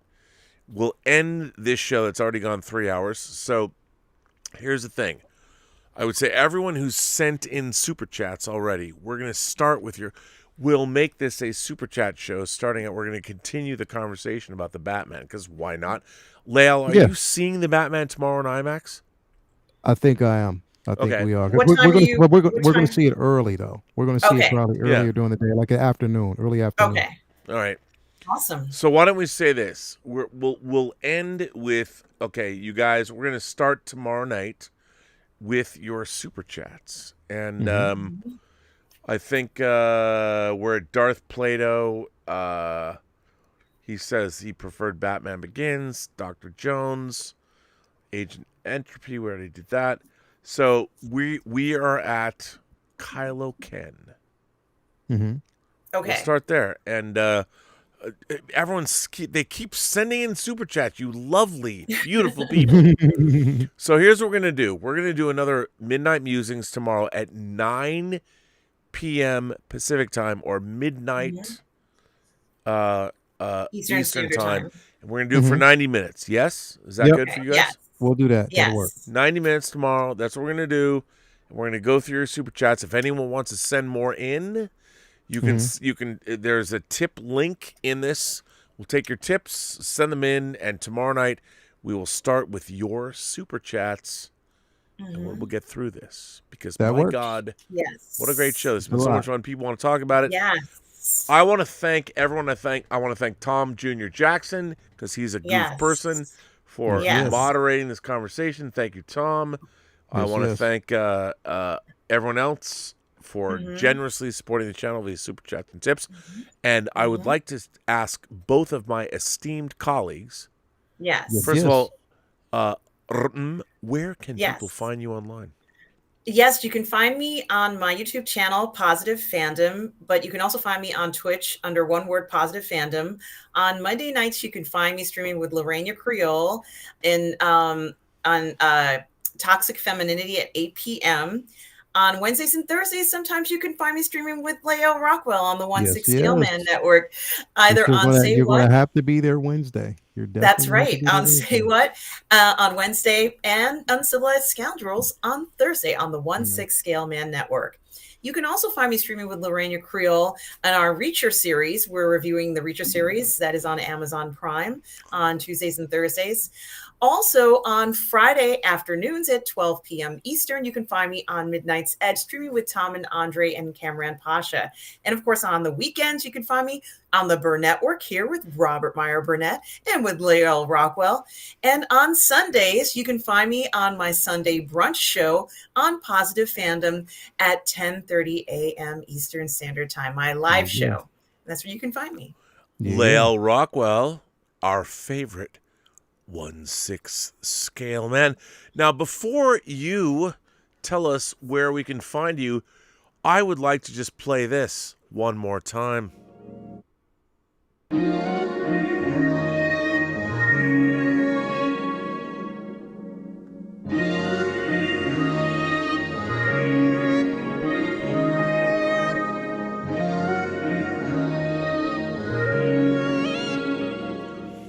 Lael, what is Cocoa Tulip? Oh man, Cocoa Tulip is the I would want to say the pillar of everything that is me. No, Cocoa Tulip is an incredible brand, incredible fashion line, by the love of my life, Latoya T. So if you haven't already, log on to her site. If you have some, and some pieces you're interested in for your loved one, for yourself, you can find them there. So definitely you want to check it out. She would much appreciate that. She's doing so good. She's been booming the last couple of weeks. So definitely you want to check that out. You can find me on the 1/6 Scale Man YouTube channel. That is my channel, of course. Also on Instagram and Twitter. Let's see here. Sunday we have Take Your Position. Basically that's at 4:30. So that's going to be a crazy show. And that is actually a show that Robert Meyer Burnett, now depending on what you're doing that day, you're supposed to be on. I'll be on it. Yeah, so basically he's going to be on Take Your Position. And this would the tagline to that is suspension of disbelief, because we're going to do some things. What time is that Pacific time? Do you know? Well, see, that's 4:30 Eastern. I don't know what time that is Pacific. Oh, so that's 1:30 Pacific. I can do that. Yeah. All right, cool. So basically, because I got my that's fine with me, dude. I'm down. So I'm down. So cool. So we'll have you on. We usually run just like an hour and a half. We don't do more than that. Sunday on Take Your Position. Yeah, Take Your Position. So we'll keep my Robert Meyer Burnett there on Mondays, of course, we're going to do full spoiler talk of the Batman on Comic Book Talk with Friends. So that's going to be an interesting show.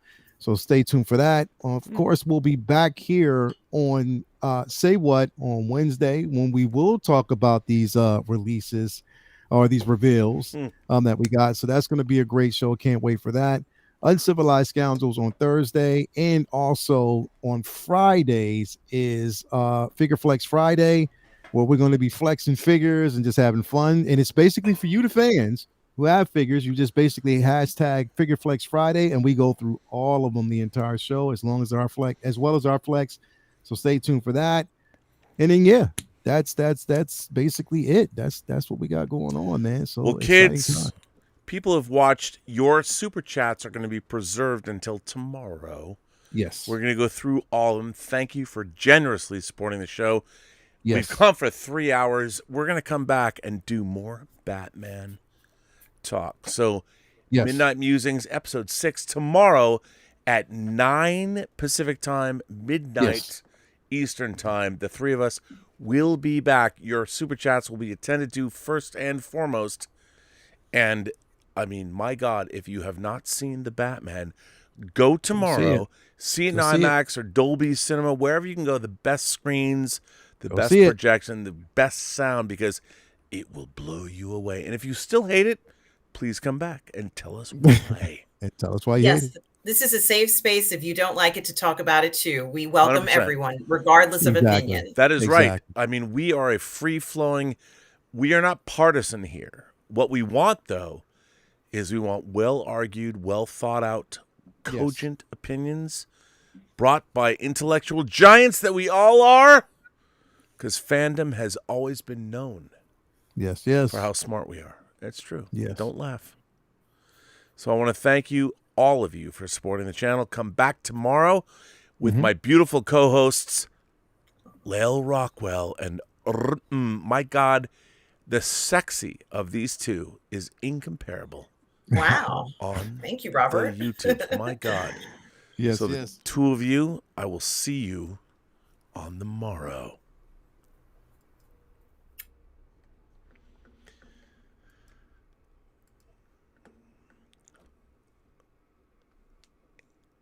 And